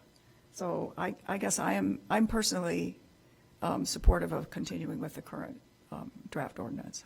But I'll just we haven't address. voted. Yeah, I'll just address the topic of products. There's such a broad range that we didn't feel like we could list out like each thing. So yes and no, yes and no, yes and no. And so when we heard like, yes, make it expansive, that was the easiest way to say, because there are so many things that we would, if we made a list of what's included and what's not, things would be left out. Okay, Councilmember Burns. We were probably arriving at this point anyway, but I think everybody knows where they are on this issue. I would just ask if we can vote so we can move forward on the agenda. Okay. I just want to provide one bit of clarity what this motion was for staff. I anticipate this motion will pass. So this is reverting back to the original ban on just the e-cigarettes, the flavored e-cigarettes and menthol cigarettes. Still the same time frame. I think it's April of 2024. So nothing else would change other than excluding the hookah, the other flavored products. We're going to vote on the amendment, yeah. Is that, do you have enough clarity? I do. I do. I just want to, we're not excluding certain things. We're only including certain things. We're excluding it from the draft, but only, correct, we're only including Okay. e-cigarettes. Right. E-cigarettes and menthol. Yep. So we're going to have a roll call on, this is on the proposed amendment to the proposed ordinance. Councilmember Harris? This is, This is the amendment to, right, I'm reading notes. Aye. Councilmember Herrick Harris? No. Councilmember Reed? aye. Councilmember Burns? Aye. Councilmember Ravel? No. 2 to 3. So 3-2, the amendment to the ordinance passes. Do we now take another vote? Now the main motion. No, okay, now we're back to the main motion, which is, the amendment that we just voted on. So once again, could we have a roll call? Councilmember Harris? Aye. Councilmember Herrick Harris? Aye. Councilmember Reed? Aye. Councilmember Burns? Aye. Councilmember Ravel? Aye. So we will be sending on the amended ordinance to City Council. Okay. And a point of very quick personal privilege, I hope this still feels good for folks, because we're taking a huge step. Yeah, I know it doesn't feel great, but I hope we can still celebrate that we are banning menthol cigarettes, which is a huge step. And not exactly looking for comment. We can speak offline. Yes, no, but many of the voluntary health agencies have cessation services available, so we don't have to stop everything because of that or try to raise the tax or anything like that. Services are available from the Lung Association right now, okay? That would be helpful Thank for you. us to tap into. So you're going to allow flavored cigars and flavored hookah, right? Those are going to be acceptable in Evanston. Is that what the amendment is? That we are going to ban flavored e-cigarettes and Just a point of menthol. order. This is just a committee. Anything could happen at council. I So just wanted- yeah, no decision. Final decision has been made, as you know. Yes. Yeah. Okay, thank you. And then also, if you could have somebody here to speak, and I'm happy to reach out too about the programs that you just mentioned. Not today, but I'm saying at council, because I hear that a lot, and then you look into it and it's underfunded, it's at capacity, it's a wait list. So if they could speak, be prepared to speak at council, I'd really appreciate it. Thank you. Okay, we are moving on to ordinance, would someone like to make a motion for Yes. ordinance 98-0-23? So moved. Second. Okay, and this is a gambling ordinance. Yes, Councilmember Reed, go ahead. Thank you. So this ordinance, staff has really worked hard to make the most sensible ordinance that we can, right? We often say that we burden our police department with more than what they should be responsible for. And at some point, we have to turn to where does the burden come from? The burden comes from our criminal code. And this, the way that this ordinance was written in such a loose way that, it would criminalize, potentially innocent behavior. And so this ordinance clarifies that, makes it, what we really want to avoid is gambling houses. We don't want folks operating illegal gambling houses, which could attract, vagrancy, essentially opening up casinos in our neighborhoods. That's not what we want. This ordinance protects against that. It ensures that those, if anyone tries to start up one of those establishments illegally, that there is law that would prevent it. But it will allow folks to, sit around the table at Thanksgiving and play spades and gamble a few quarters, or, even the way the ordinance was written is if you were gambling Oreos. Now, would likely someone call the police on that? No, but to even have it in the code and to not have it clear puts us at potential legal liability. And we know that our insurance fund is underfunded by $4 million because we've had laws on the books that have gotten us in trouble. So this helps clear that up and aligns with what I believe our current values are. Okay. Any other comments or questions on this? Are we ready to? And I want to be clear that this is not the ordinance that would allow for video gaming. There's nothing in this ordinance that allows for video gaming. That will be coming separately, and we've had discussions about that, but I just want to be clear about what's in front of us. Yes, okay, thank you. Then could we have a roll call, please, on this ordinance, whatever the number is here. Ordinance 98-0-23. Councilmember Harris? Aye. Councilmember Harris? Aye. Councilmember Reed? Aye. Councilmember Burns? Aye. Councilmember Val? Aye. So a 5-0 vote, we will send this on to City Council. And now we're ready for ordinance 77-0-23, amending our code on the minimum wage. Do I have a motion? Yes, I will move. So moved. Second. Okay. Councilmember Reed. All right, marathon night. With this ordinance, I want to give this body a bit of an update in the public. One, the city of Chicago is moving forward with their elimination of the sub-minimum wage. That has been the contention point that has been shared with many folks, is that this increase in the sub-minimum wage could put Evanston businesses at a disadvantage. And so with the county looking at this, I think that is a solid approach. And so what I plan to, I'm going to make a motion shortly to remove the language regarding the sub-minimum wage. I do think I will say that I do think there is benefit in us moving forward with our own ordinance, right? It would give us local control and ability to,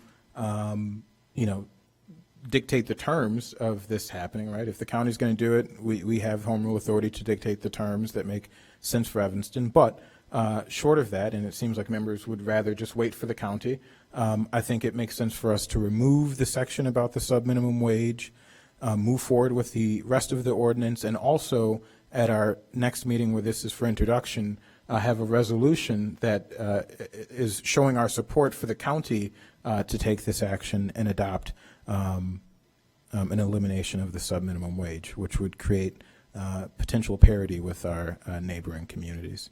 So at this point, I will move to, and then I will say, lastly, there is language in here, and I worked with the law department last minute, but before this came to us the first time, to add in language about service charges and removing service charges from our sales tax.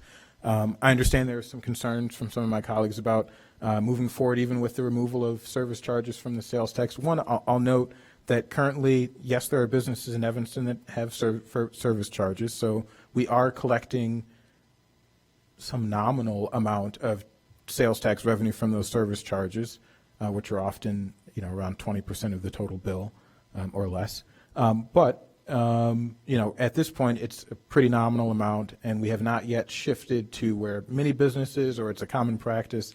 And so I do think if we are going to remove create an exemption for service charges in our tax code, it makes sense to do it before we start realizing the revenue and relying on that new revenue.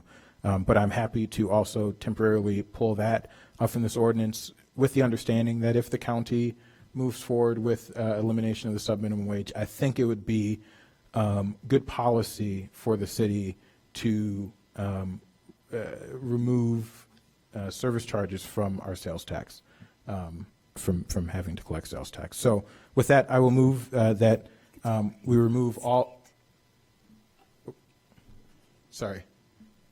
Yeah, please go ahead. Sorry. Sorry, Chair Ravel and members of the committee, Catherine Penrose Lone, Assistant City Attorney.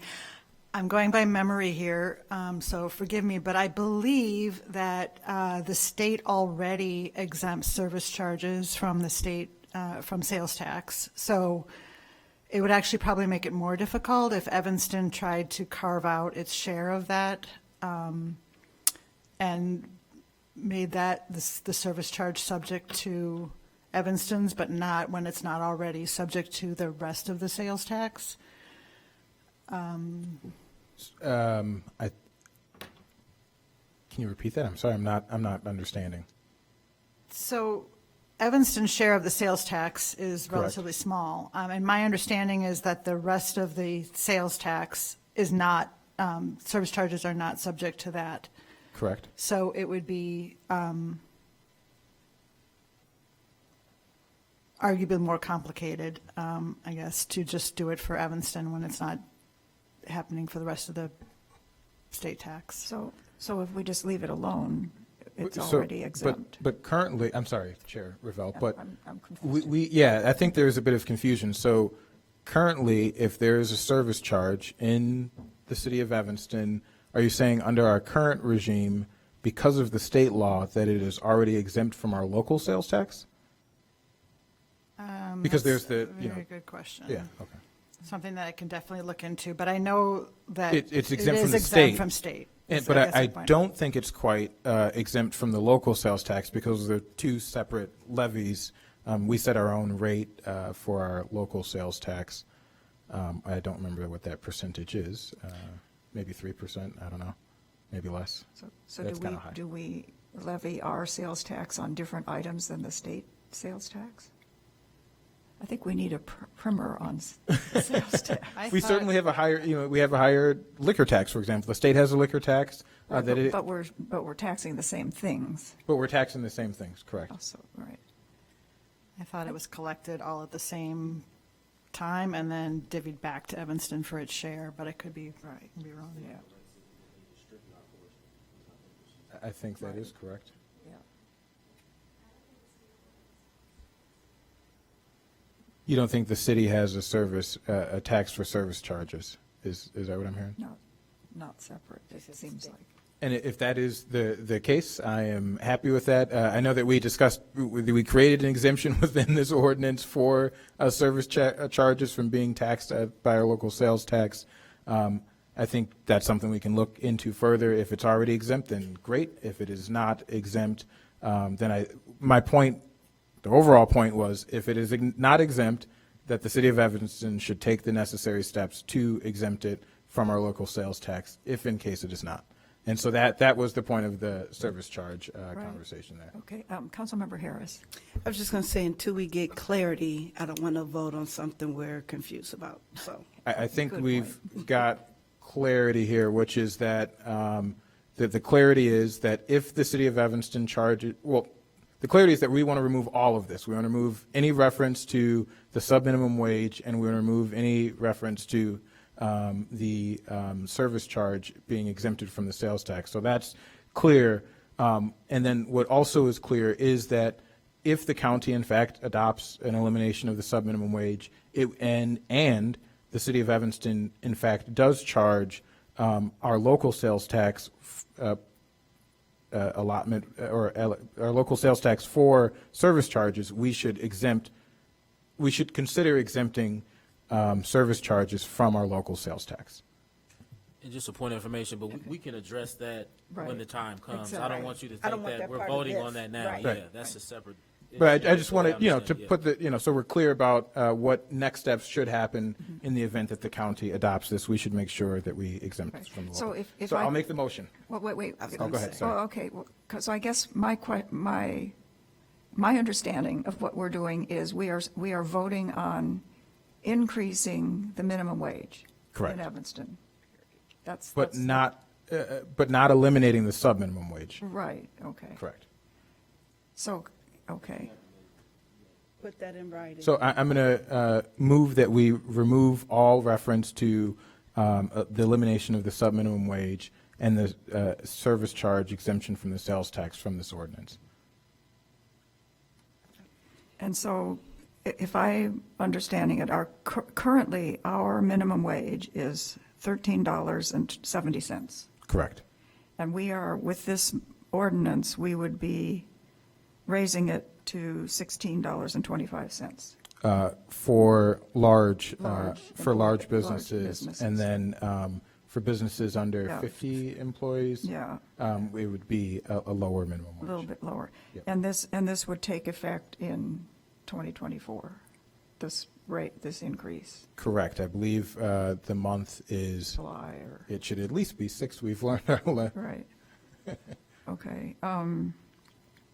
Yes, July. Yes, but it is July. It is July of 2024. Okay, so that, Do you want to make the Yes, motion? Then and we'll so- discuss the motion. Yes, and so I move that we strike any reference to the elimination of the sub-minimum wage and the service charge exemption. Second. Yep. Okay, and Councilmember Burns, you had a comment? Yeah, I just wanted you to remind us where that will put us, if this were adopted by council, where this will put us in comparison to Chicago. I think I remember very close to where Yes. they are. Yes, Do there's- you know do you remember the? Chicago in July of 2024 will be just above 16, I believe, at that point. They are at just under 16 now. Their ordinance also increases by either 2.5% annually, or it's tied to CPI, whichever is lower. And so they will be just over 16. And I want to note, we recently gave our employees a wage increase. Many industries are giving wage increases because they understand the inflationary pressures, and wages are not keeping up with those pressures. And so, business owners who have already made those adjustments will have zero impact. And I think those are the business owners we need to be celebrating. The stragglers who have not made those wage increases, this will give them a time frame to make those wage increases to ensure that folks who work in Evanston can afford to live in Evanston. And that meets CARP goals and all kinds of other goals with folks being able to live and work in the same city. And I'll just end by saying this reminds me somewhat of the discussion we were having about banning single-use plastic bags. The local business community came out strongly against certain aspects of it, but never. They were never against an outright ban. They were concerned about the tax, and similarly, while the kind of business community hasn't said we support, an increase in the minimum wage, Councilmember Harris and I had an opportunity to meet with several businesses that convened a meeting at a local business a few days ago, and there was no mention of the minimum wage. The entire conversation centered around opposition against eliminating the sub-minimum wage. Again, I would imagine after this comment, they'll probably be prepared to speak in public comment during council and say, no, we don't want that either. And I was going to bring it up in the meeting, but I was like, if it is important, you would bring it up without me having to say anything. So I feel like it's something that they can live with. Maybe some don't necessarily support it, but it was very clear at that meeting that they were concerned about eliminating the sub-minimum wage. So this is something that I can support. Moving forward to council. Yes, I agree. In our meeting, they did bring it up. It was an either or right before you got there. So they were okay with not okay, but they could live with the minimum wage. What I want to emphasize, though, is that the community was heard. The businesses were heard. The council, some of the council members sat down and met with the businesses. And the person, I want to give kudos to Councilmember Reed for adjusting his position.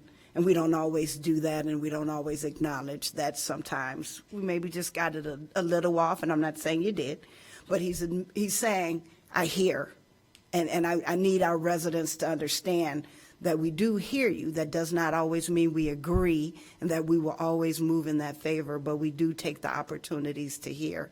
And that's this is really a good point about that, and I hope people understand that. And I also appreciated the businesses that came to the table and listened when I said, bring your employees, because it's those who are affected. So bring them to the table. Let us hear those voices. And they did. I think we had about 30, 35 people in the room last week. So I appreciated that sometimes leadership gets out of its own way and lets the people who do the work and are affected by it speak up, whether it's in favor or not. So thank you to the businesses that called us to the table. Yeah. Just to chime in a little bit for me, I guess I am concerned that there are businesses, that the focus has really been on the sub-minimum wage discussion, and I think businesses were less focused on the fact that we were contemplating actually increasing the minimum wage. So I mean, this is partly just living right next door to Wilmette. My businesses are on Central Street. They're very sensitive to what we do in Evanston compared to what does or doesn't happen in Wilmette or Skokie. So I'm not persuaded about this yet. And I have a question. We have a provision in this ordinance that would require retention of records for 5 years. And I'm wondering how that, does the Cook County or do the state minimum wage laws have that retention of records provision? This was language that was taken from the counties, from certainly the city of Chicago and the counties. This is common language that is required in these ordinances, and it's already required, I believe, from the current minimum wage ordinance that the county already has in place. Okay, so that's my question. We're already. Yeah, this is not a change it's in the already regime. required. Yep. Okay, great. And Councilmember Harris, or, well, it's either Reed or Harris. Okay, Councilmember Reed. Okay. I also wanted to highlight, thank you, Councilmember Harris, for highlighting that. We had many meetings. I see familiar faces in the audience. I want to remind you, Councilmember Ravel, that we had 2 town halls about the increase in the minimum wage. The reason that the focus has been about the sub-minimum wage is because that's what folks were most concerned about, because that was the largest increase gap there. And so with that feedback, and particularly with folks said, hey, this is something that's better done at the county level, at the state level. I'm sure folks are now going to turn to the county and say, hey, this is better done at the state level. But right now with the county moving forward with this, and from indications that I have, the county is on a clear pace to move this forward. And I think there are merits to that. And I hope that, as the county does that, I hope our resolution that we hopefully will adopt will aid in that. And the economics have played out in community after community where these policies have been adopted by states, even by municipalities such as DC. There has been a net benefit. And the last thing, to Councilmember Ravel's point about living on the border, we also are competing for employees. And I live on another border. And on my border, you can work at the CVS on the Howard side and make our minimum wage, or you can work at the Walgreens on the Chicago side and make a much higher wage. And this equates to thousands of dollars a year in your pocket. And for someone who's making minimum wage, it's an easy choice. I'm going to go work in Chicago. I'm not going to work in Evanston if there's the opportunity. And so I think as we are seeing the market now where folks are having a hard time hiring folks, I think this certainly the increase in the minimum wage, which will add an average of $3,000 to a little over to the pockets of workers over the course of the year if they work full time. This will attract workers from Skokie, from Wilmette, from Chicago to come work in Evanston because we have a regime that protects workers, that gives folks wage stability, working rights stability with our Fair Work Week ordinance, schedule stability. And so that is sometimes the focus I think we have to have. Are we attracting people, especially when we're in a market where hiring has been difficult? We see it here at the city. We're seeing it across just about every sector. This will help us attract workers to Evanston because they'll receive better wages and better working conditions. Thank you. Councilmember Harris. Thank you. So I want to just muddy the water just a little bit more. And I try not to do that. So when I do it, I believe it's in good faith and good rationale. I'd like to ask for an amendment that we do this within a year. I think we gave 6 months to the bags, and that was a quick turn. I just want to make sure that we're providing the opportunity for our businesses and everyone to get on board in a time that's economically feasible. So I'd ask that we add at least 6 months. We can negotiate, but at least 6 months to that, so October 1. If I may respond, Chair, I appreciate that amendment. my pushback would be is that workers are struggling now and need that extra revenue, particularly if they are making that minimum wage, and they can't wait until October. They really can't wait until July, but they're going to, I think that is the sensible approach. July is more than 6 months out. It gives folks an opportunity to adjust.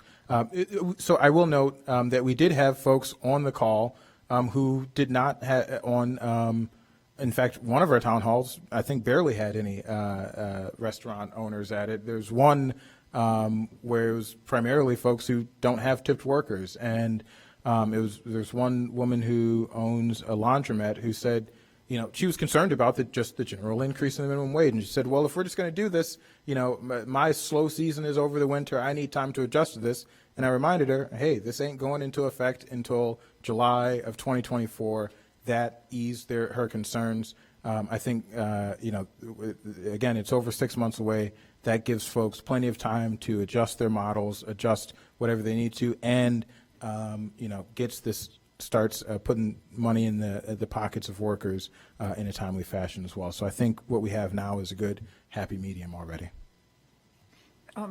A question, Councilmember Reed. So if Cook County is contemplating eliminating the sub-minimum wage, are they contemplating changing their minimum wage at all? Are they?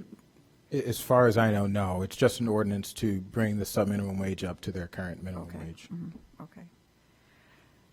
Is there any further discussion, or are we ready to vote on the proposed amendment? And if I may make a friendly amendment to my amendment, I would also like us, with it, just we can do it all in one vote, to also vote to have a resolution supporting the county moving forward with eliminating the sub-minimum wage to appear with the introduction of this at council. I think I heard folks say that they're supportive of the county and supportive of a resolution. Okay, so you're expanding your amendment. Expanding it just to include a resolution that would, Evanston City Council would encourage and support the county moving forward with that policy. Okay, so is there any discussion on this expanded proposed amendment? Then could we have a roll call? No. Oh, I'm sorry, point of order. I didn't mean to say no. I did, but not right word. So what are we doing? So to recap, the vote before us now is to remove all reference to the sub-minimum wage and service fees in this current draft. Right. And move forward with just the general increase in the minimum wage. And then also to have a resolution come before council when this is introduced with us stating our support for the county moving forward with eliminating the sub-minimum wage rather than the municipality itself. Okay. I am happy to split them up if there's concern. I will remove my friendly amendment and just move forward with the pulling the I think things. that would be clearer. Okay, Thank you. we'll do that. Thank you. All right, so And one more point of Sure. order. So I couldn't get consensus on the October. Can we move to September? I'm giving him the mild look. I think, How many months away exactly is July? What is today? It's October 1st, October 2nd.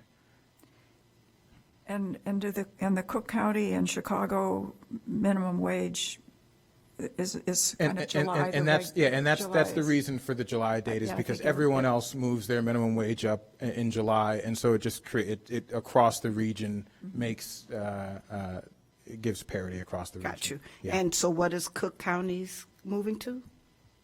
They're moving to eliminate the sub-minimum wage, which would move the sub-minimum. No, I'm sorry, No, the but minimum they're wage. they're scheduled in 2024, in July of 2024, to raise their current minimum wage from $13.70 to $14.05. So they're on a regular July upgrade to the minimum wage. Right, but it's still a $2 difference between us and them, correct? Yeah, there'd be a $2 difference, right? But it's more the cycle is, come July 1st, this is kind of what folks are doing. Got it. Okay, so I believe what we're doing is we are voting on Councilmember Reed's amendment that would take out all the reference to the sub-minimum wage and the service charge. Correct. Yes, okay. And basically, what we're left with is increasing Evanston's minimum wage from, to $16.25 in July next year. Okay. Can we have a roll call, please? On the amendment. On the amendment. Councilmember Harris? Begrudgingly, yes. Councilmember Harris? Yes. Councilmember Reed? Aye. Councilmember Burns? Aye. Councilmember Ravel? Aye. Okay, so the main motion is amended, so now we're ready to vote on the amended main motion. Councilmember Harris? Aye. Councilmember Harris? Aye. Councilmember Reed? Aye. Councilmember Burns? Aye. Councilmember Ravel? Aye. So staff will do a quick cleanup, and we'll have that ready then to go to city council. So Councilmember Reed, did you want to make your other motion then? I almost forgot. So I think it makes sense for the city of Evanston to affirmatively state our support for the county moving forward with the elimination of the sub-minimum wage. So I'd like to see a resolution come before council. The county is going to introduce this in October with potential final adoption in November or before the end of the year. I think it makes sense for municipalities to state their support. Previously, when the county enacted the increase in the minimum wage that took place many years ago, the city of Evanston was an outlier, and we didn't affirmatively state our support, but we did not opt out. We had one of the biggest crowds I've seen since I've been here come to tell us not to opt out of that minimum wage increase, and I believe there will be similar sentiment for us staying into the elimination of the sub-minimum wage, and so I think we can get ahead of it and state to the county, hey, we support you moving forward with this, and let Josina and the other representatives know that the city of Evanston has their back.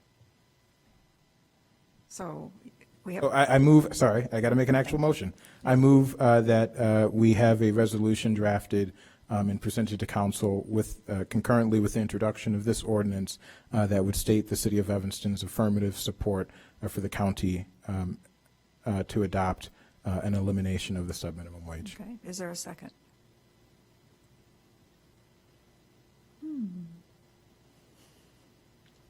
Okay. I think the answer is no. Right. So let's move on then to our next item, and we get to talk about pickleball. Could I have a motion to? Second. Okay, this is ordinance 61-0-23, amending the city code, and this has to do with signs in our parks. Would you like to, either one of you like to make a little presentation? Tell us about the problem? Sure. Good evening, Madam Chair, members of the Human Services Committee, Director Ogbo, Tim Carter, Lakefront and Division Manager, Lakefront and Athletics Division Manager, excuse me. Staff have been reviewing for the last 9 months or so our signage in our parks. Upon reviewing that, we have realized that the code and our signage in the parks only allows for the playing of tennis and not pickleball. We do currently have pickleball playing at James, and a couple of the parks, Ackerman, just to name a few. So this request is to update the signage as well as formally allow pickleball in the code. So I'm here to answer any questions if you have any. Please let me know. Okay, Councilmember Reed. Go for it. Sure. One quick, so thank you, and we You're trust welcome. you, and thanks for bringing this forward. One quick question. Who is the referrer of this? Was this a Manager Stowe referral? I think so. It was. And we, Okay, that's it. Thank you. Okay, any other discussion, or I think we're ready for a vote? all right, thank you. Oops, yeah, Councilmember Burns. Do we Do we officially designate certain courts pickleball and certain courts open to tennis? We do, yes. Okay. Yep. That list I don't have in front of me, but I can give you that tomorrow. Okay. Yeah. Yeah. Thank you. Yep. No, so we're trying to catch up with our current practice, basically. Right. Okay, we're ready for a roll So- call. Oops, Councilmember Harris. Yeah, I just want to make sure everything is in line with pickleball and tennis. So we fell out of compliance just because when we had the signs made, pickleball wasn't A thing. pickling. Yeah, I don't know how long the signs have been there, to be quite honest. Some of them are old. They've had graffiti on them over the years, and they've been removed. So it also is just, making sure the code is up to date. So we're programming the parks with pickleball. So technically, our Parks and Recreation Department, our program coordinators are violating the current ordinance. So do we have the language on the new ordinance? We do. It should be in your packet. Yeah, right. Is that correct? Yep. Yeah.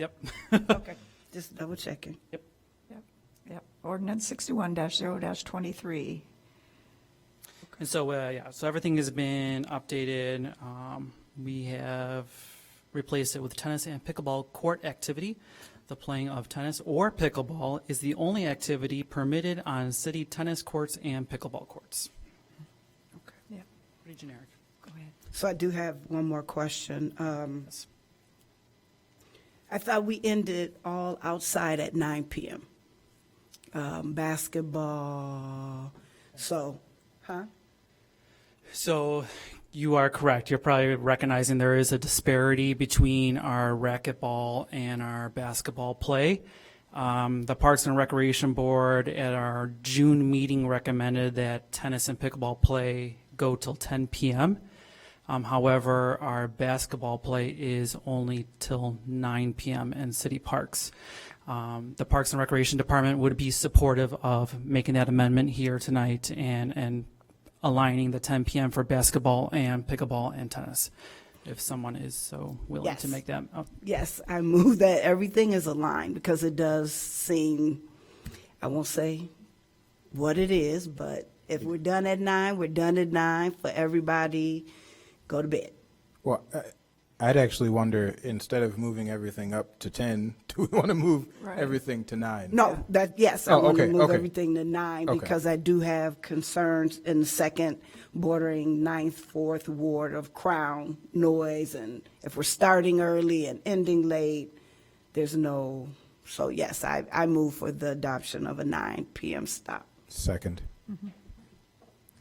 Okay, Councilmember Burns.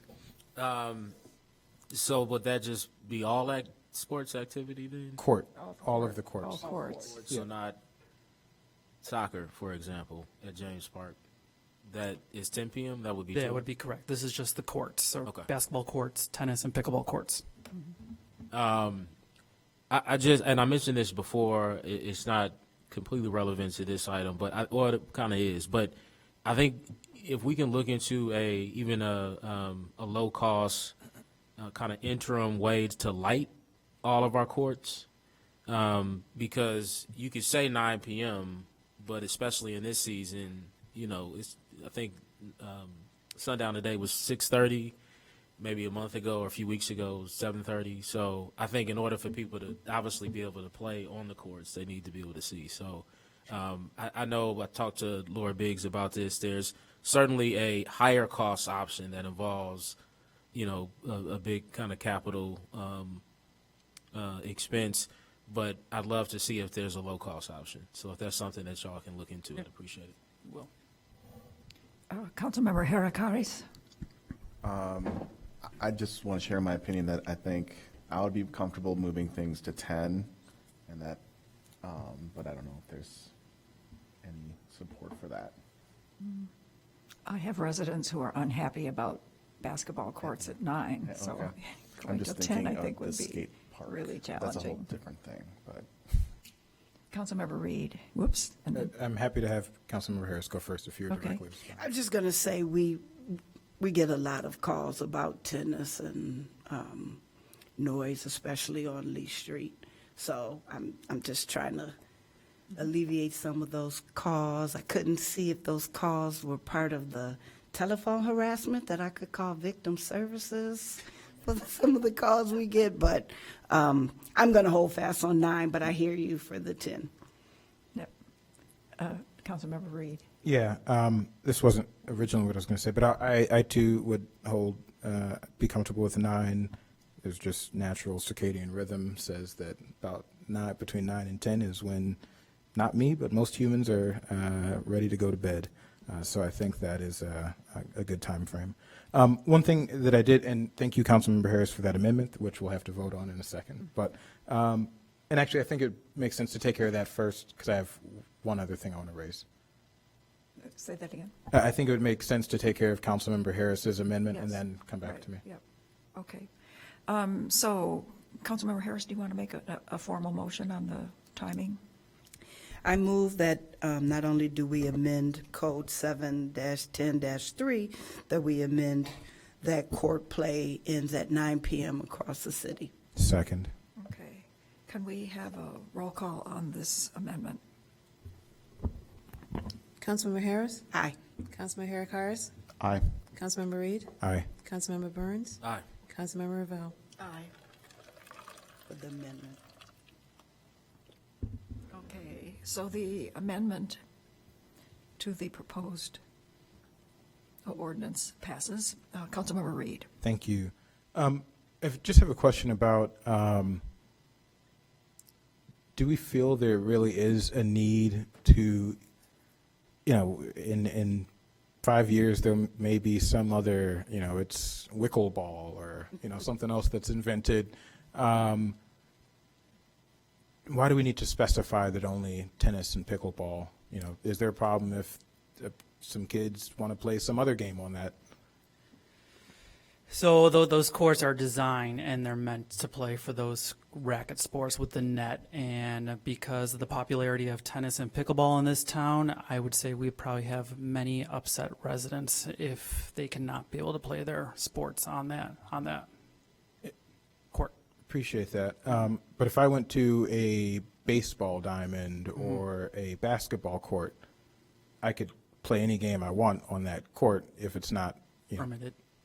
Right, and so any sport, if I want to take a football and throw it into the hoop, and that was my game, and some new game that I made up, I could do that on a basketball court, correct? Correct. And if I wanted to do I can play kickball, I can play baseball, I can play whatever sport I want at a baseball diamond. So then if I may ask again, why is this the only court that we restrict what can be done on it? And I only say that just so then, again, when some new sport is invented, or popularized, we don't have to come back and adjust the ordinance every time. Just you can use it as you see fit for the sports that you see fit that work within the confines of that thing. No, I think that's a very fair point. The city is not going to be kicking somebody off necessarily if someone is playing with their kids on the court space. However, it gives the staff the opportunity to say, hey, there are people here who want to play pickleball or tennis. Could you please leave? And if they refuse to, it kind of gives us a little, backbone to enforce that rule. But you do bring up a fair point. And I just wonder, do we need to have a law that says you can't throw your tennis ball back and forth with your kid, or you can't? I just don't know if we need a law for that. And if just common courtesy, we can just walk up to someone and say, hey, this is a pickleball court. We see you're having fun with this game. But so, Councilmember Reed, we're talking about making signs. The signs have to say I think something. these signs are backed by law, right? It's not just a sign; it's an ordinance that says this is the only use for that space. It says we're now allowing pickleball on these courts. No, it's saying that we're only allowing tennis and pickleball. Well, right now, we say we only allow tennis, so I see it as enlarging what we're It is allowing. it is enlarging to allow just And pickleball. I think I'm happy, I'm quite comfortable waiting for this third mystery sport to appear and demand court time. I do hear what you're saying, but if that mystery sport does come, we'd be happy to come and amend the code again. My problem with this is it seems, and I didn't want to have to go here, but it seems like an elitist thing that because we know that tennis and pickleball, everyone plays it, but there's a certain people who play it more. If we don't have this regulation, similar to the time constraint, if we don't have this regulation that you can only play basketball on a basketball court or baseball or kickball on a baseball diamond, why do we have this particular regulation just Well, for tennis? I think you've made your point, and now we can vote on Well, where then we are. if I may, I'm going to make a motion that, I mean, we don't even need to, let's just strike this and allow people to use the public space as they see fit. And, you know, we can be adults and have conversations with each other about using this. Oh, would you please make a motion? I move that we strike the reference to either tennis or pickleball in section 710.3 general regulations, and just strike that language entirely, allowing folks to use the public space as they see fit. Okay, is there a second? I think Well, second for the point of wanting to ask questions. So I don't think, would I be able to ask questions without a second? No. So you Okay, so second. I'm seconding it. Second. Okay, I'm approved. Councilmember Harris. So does this make a difference in your world? Does this make your job easier? So I just want to get clarity first. I think it would be more difficult from an enforcement standpoint. An example I will use is at Dempster Street Beach Office. We often have people using the tennis courts as an off-leash dog area. You can maybe use your example of, well, I'm allowed to do what I want here because there's no rules or sports. Point of So order. Just on that point, it is illegal to have your dog off the leash at a place that is not a dog park. So there is a law on that specific. Or keeping your dog on the leash, but the point is we have something to refer to when there is a violation. And again, I understand it's being respectful to others, but there's a reason why we have rules in place. Okay. Thank you. I just wanted to know, was that a thing? Okay. And So just we've had another quick point of order. Do we ever have to remove people from basketball courts or from baseball diamonds? Not that I know of, but that would be a question for the police department. We do remove people after 9 p.m. on basketball courts. Certainly after 9 p.m. Councilmember Burns. Just quick, do we know how many tennis courts we have in Evanston? Off the top of my head, 34? 34. 34. And how many basketball courts? I know that's probably a harder number, but More or less? more or less. Less. Less, right? Yeah. For sure. I will say, I think, well, first of all, we have a lot of tennis, or decent amount of tennis courts, now I think about it, compared to basketball courts. But I think it's, to your point, I think there are things that it seems like there might be more of an incentive to do things on a tennis or pickleball court because it's fenced off than one would do on a basketball court that's more open. And because whether it's your dog, whether it's you're playing with kids, whether it's whatever it is, point being, there are other areas where you can do that, but there aren't other areas where you can play tennis and pickleball. And so I think giving them an opportunity to, you know, move people along if need be is the tool that they're looking for. I think this is more of a matter of principle than it is anything else. I think it's one of those situations again where no matter where we go on this, I don't think it's going to make much of a difference. And so wherever we're going to go, let's just quickly vote on something and move forward. Councilmember Harakaris. Okay. Just point of order, or if I just very quickly, sorry. 30 seconds. 30 seconds, all right. I mean, the department has policies. Again, we are creating, this is going to create a criminal offense. This is going to mean that someone could be arrested for being on a tennis court. The likelihood of it happening, you know, we can make arguments about that. But if we think that people aren't going to need to be arrested to enforce this, then it can just be a policy set by the department that does not have the threat of an armed. Councilmember Harakaris. I don't know if that was 30 seconds. That would not have the threat of an armed officer coming because someone is on a pickleball or tennis court. We can maybe have an internal policy that's not backed by city code and criminal code. Okay, Councilmember Harakaris. I think part of the need to specify is that people sign up and you go play tennis with a specific person or paddle or, you know, pickleball. Basketball, like you can show up and it's like, hey, do you want to shoot some hoops? And like you can just join a game. It's a more open environment. I think, like, you don't have people signing up like, oh, I have 3-on-3 with my buddies here. It's just. Okay, Yeah. so, Armed officer. We're saying so we are not talking armed officers, I'm sorry. If we put something in the criminal So code, that is exactly what we're talking about. We are ready to vote on the proposed amendment to strike all references to tennis and pickleball. Could we have a roll call, please? Councilmember Harris? Aye. Councilmember Herrick Harris? No. Councilmember Reed? Aye. Councilmember Burns? Just to make this interesting, I will vote aye on this, and we'll pass it along. What was that? I'll vote aye. Oh, my Just to goodness. make it interesting.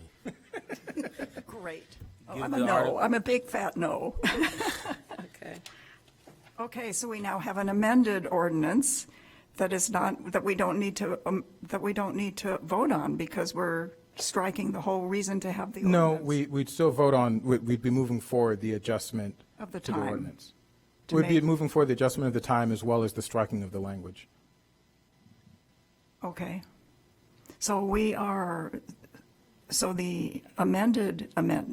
doubly amended ordinance before us changes the hours from 10 to 9. 10 to 9 for tennis and pickleball and mystery sport courts, and striking the reference to tennis and pickleball. Correct. Can we put in mystery? And just a clarifying question, your department feels that you have the ability to set policies for appropriate behavior on public spaces that are not criminal code policies, but just department policies for the use of space? And we can, sorry. Why did you vote yes? Audrey Thompson, Director of Parks and Recreation. Yes, we do, but I will say that there are residents who, of course, prefer that we do have an ordinance. I will say that I do agree that when it comes to tennis and pickleball, there are still more opportunities to play basketball indoor. And so, again, to Councilmember Burns's point, you restrict tennis and pickleball because there are still limited opportunities to play tennis and pickleball. And so that's why we have people to sign up and we have to permit it out for those purposes. Even right now, we don't have dedicated pickleball courts. We have courts that you can play tennis and hopefully play pickleball on joint courts. And if there's an opportunity, there'll still only be one dedicated if the CIP is passed. And so we would be limiting this and where people might want to play soccer or football on a tennis, or what was preferably before a tennis or pickleball court now could be a soccer, or someone could even remove the net because it's now not a tennis court or a pickleball court. It still would be a tennis court or a pickleball court. To be fair, right now, the law says that it's only for tennis. And we allowed people to go out there and play some other weird sport that is not tennis, and we got along just fine, and we weren't going around telling people, this is only a tennis court. You can only play tennis court, or we're going to have, if you don't want to move, and you won't just listen to us, we're going to have armed police officers come out here to deal with you. So I think we've been able to share the space between multiple games, and people are going to play games that are reasonable for that design space. As long as, and I think your department can still set a policy and we can move forward with putting up signs saying this is for pickleball and tennis. I'm not saying that we don't need to do that. Just do we need an armed officer at the end of the chain if someone doesn't want to move? So then, if you don't have those, we can put up signs, but, if we're getting rid of this, are you all now saying that it's not a tennis because? Oh, still a tennis court, still a pickleball court, still whatever it's designed to be used for. Just the end consequence is not jail. So do you all know what you're voting on at this point? No. Yeah, I guess just to chime in, Chair, if I may. Yes, Yeah, please. I'm comfortable with the signs. I think what was compelling about Councilman Reed's argument is whether or not this belongs in as an ordinance. It certainly, if we could say this was a non-arrestable offense, et cetera, that would make me more comfortable. But Right. because I've supported many of his Councilman Reed's attempts to try to limit, to only use to be careful on what we what will end up being an arrestable, could end up being an arrestable offense. It's in order to remain consistent, I feel compelled to support this today. But I certainly support the signs, and I think if people see this is a pickleball and tennis court, they're not going to look to see if it's backed by ordinance or not. They're just. No, So then are we removing, because we already have an ordinance, and the ordinance says, so are we just removing an ordinance altogether? Because we are just cleaning up the language. Right, of and the existing adding ordinance, right. pickleball. I think that's what you're trying to say. Right. So are we removing that ordinance altogether? We're removing specifically the piece that says that only tennis or pickleball can be played, or we will send the armed police officer to arrest you. That's all that we're removing. Where do What you does it see say that? that, in Well, this I mean, that's what the criminal code is. Let's not act like that's when we But put that's not something what in the the criminal ordinance code. says, though. We are saying that if you don't follow this, we are going to send an armed officer to arrest you. That's what putting things in the criminal code does. I guess that's not how I read it, but. So I guess we don't need, unless there's something we else just- in yeah. the ordinance. Do we Well, just, it's the do we section that do we just Councilmember Harris- delete this, So maybe that's a question for our law Yeah. department. Because I do know that there are other ordinances that just invoke a fine and not an arrest. Well, So is that this? Just point of order or point of information. We've had this discussion many times as we've discussed criminal code. Anything that is, and legal can confirm this, if it's in our code and you violate the code, unless it's a civil offense, and this would not be, just like our park hours, if you're in the park after 10 p.m., you can be arrested. If you are on the tennis court and you're not using it in accordance with what our ordinance says, it's supposed to be used for, you can be arrested. So just to catch us back up, I think what we're trying to figure out now is if, and this is to Corporation Counsel or Council, if we remove designating play courts in Evanston as pickleball, only pickleball and tennis, is there any other purpose for this section of the code? Are we gonna, do we need to, is it? To set the hours that of the too? court. We still want to say that the court can't be used after 9, as Councilmember Harris made the amendment. Yeah, so that would be the purpose of the code. And so we would be just eliminating this. We'd be eliminating the designated uses and allowing people to use the public spaces they see fit and be adults, but saying that after 9 p.m. you can't use the space. so the provision that we want to amend says prohibitions on tennis/pickleball and basketball courts. It talks about no skateboards, blah, blah, blah. There's a provision about, the hours, so, and it talks, I don't know. Again, my amendment was not to remove references to skateboards or, doing whatever crazy activity on the court. It's just saying that it's specifically to limit the sports there to pickleball and tennis. That's the only striking of language. So if you strike tennis and pickleball, we're going to have a provision that says prohibitions on basketball courts, no skateboards, blah, blah, blah. So it doesn't, so you can do skateboards on the tennis courts. Then we can add, then I will make a friendly amendment to add in prohibition of skateboards on the tennis and pickleball courts to have consistency.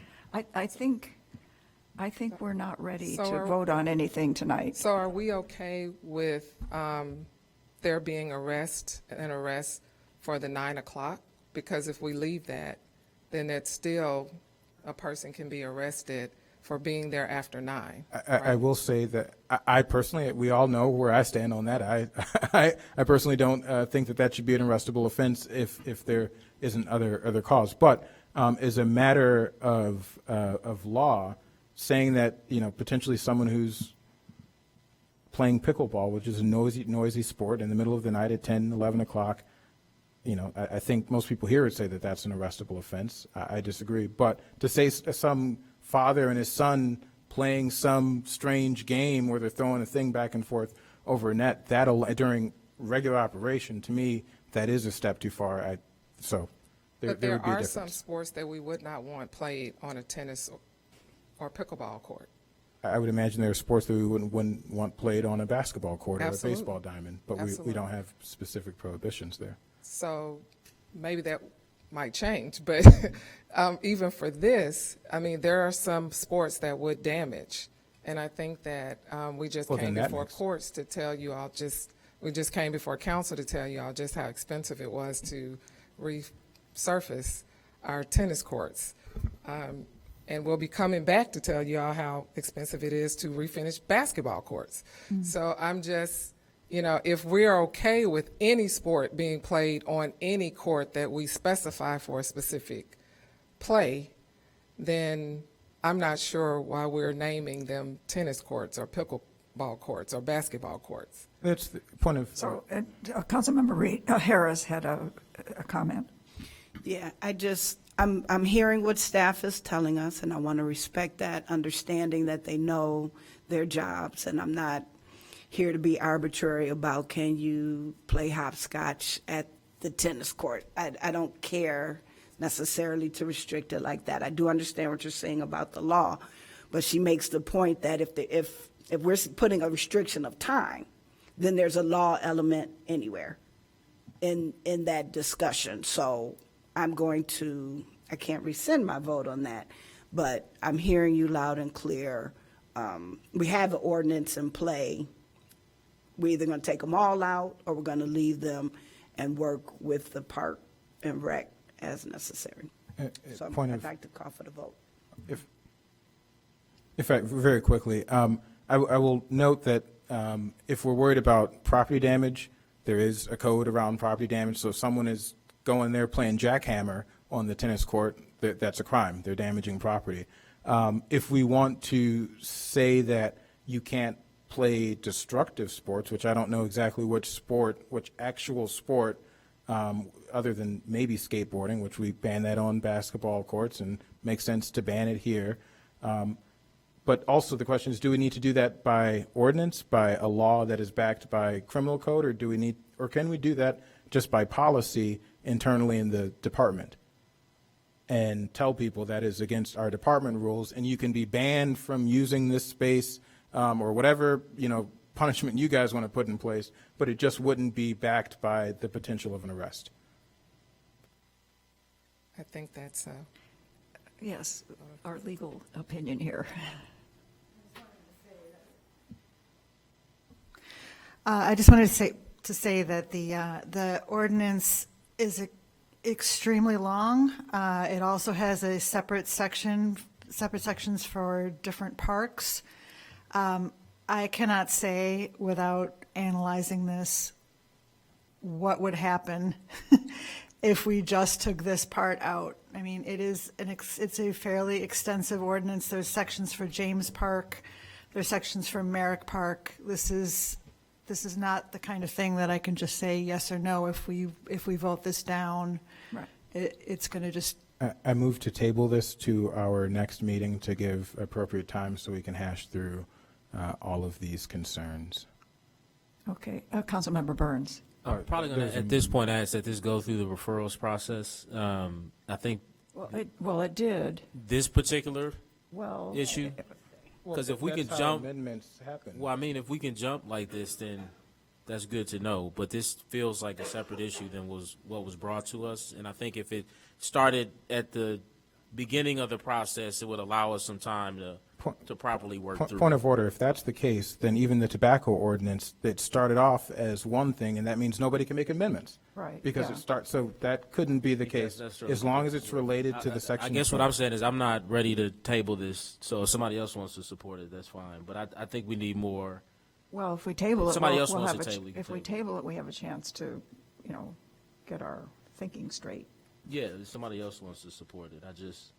That's fine. Well, I mean, are you ready to vote on it and send it I'm to council? ready to go to the next agenda. There is no next So- agenda. Well, we Is have this to the do last something one? with this. Councilmember We got Harakaris. beekeeping. A so- question for staff. Director Thompson, does tabling this cause any delay in Parks and Rec operations? I know that or we've already, as far as paying out of the capital improvement projects, we've already, I mean, we would like to purchase the signs, but, you know, we can, I don't think it would be detrimental if we're trying to get it right. And to your point, I don't want to criminalize someone for being on a tennis court or a basketball court, which is why the same thing holds true with the time. You know, if you can't play basketball at 10 o'clock, you shouldn't be able to play tennis or pickleball at 10 o'clock. I mean, it should be the same when it comes to court play. Right. So I totally, you know, don't want to criminalize someone. And if we are able to set rules and policies and have our police officers or our park rangers be able to enforce those, I am totally fine with that. And what, $1,000? So we get this right, I'm okay with that. Does our, council, you have I'm about to our call light the on? question in a second. Just a minute. Do you still have your light on? No, okay, okay. So, there's been a motion to table this. Is there a second to that? Second. Okay, so we have a motion to table this to our next meeting? I think our next meeting is plenty of time. Yep. Okay. Can we have a roll call, please? Councilmember Harris? Aye. Councilmember Harris? Aye. Councilmember Reed? Aye. Councilmember Burns? No. Councilmember Ravel? Aye. So 4-1, we are tabling this till our next meeting. See you next month. See you next month. And point of just information, this is, the dollar amount doesn't require our authority to purchase these signs, so go forward and purchase the signs. I mean, Well, but what are they going to No, but say? it's the ordinance. well, no, again, I don't think anyone here says that we don't want the tennis and pickleball courts to be used I for don't know tennis and what we pickleball. think. Well, just, we're fine with it being used, so putting up a sign, it doesn't have to be backed by an ordinance. We have signs, we can put up a sign that says anything. It doesn't have to be backed by the criminal code. It could just be a policy of the department that this is what it's used for. But depending on what is agreed upon here, we like for it to be in line with that. Yeah, because we might say it could not be pickleball anymore. So, just please wait. Whirly ball. Thank you. Thank you. Okay. I get what he's It's saying, okay for but us to wait. let's We wait. can wait. Chair, if I may, I move. Okay, yes, Councilman Burns. Item HS10, beekeeper license complaint. Okay. Is there a second? I'll second it. Is that allowed? And this should be So, Director quick, I Ogbo, think. do you want to say something about this? Yeah, absolutely. At the last meeting, I was provided guidance by the committee to have a bee evaluator evaluate the bee operations at a location in Evanston. I made several requests to the state to conduct an inspection, which they honored. They conducted an inspection probably 2 weeks, 3 weeks after our last meeting. And based on the inspection and based on my review, the inspection didn't highlight most of the concerns that we wanted to be addressed. The state inspector focused more on the health of the bees rather than the elements that we were concerned of, being the requeening of the bees, the distance from the property, and the water sources. Based on that, I have asked the committee to allow more time for us to find a bee evaluator who can provide recommendations, suggestions, or ways in which we ought to navigate this situation. Since then, I have been able to get in contact with 2 experts, an entomologist and a bee expert, and we have been discussing this matter. My hope is that we have an evaluator evaluate the situation by the next time we meet. I move to table this to our next meeting. Second. Second. Great, thank you. All right, can we have a roll call on the motion to table? Councilmember Harris? Aye. Councilmember Harris? Aye. Councilmember Reed? Aye. Councilmember Burns? Aye. Councilmember Ravel? Aye. And then with that, I believe we are finished with all of our business this evening, so we are adjourned.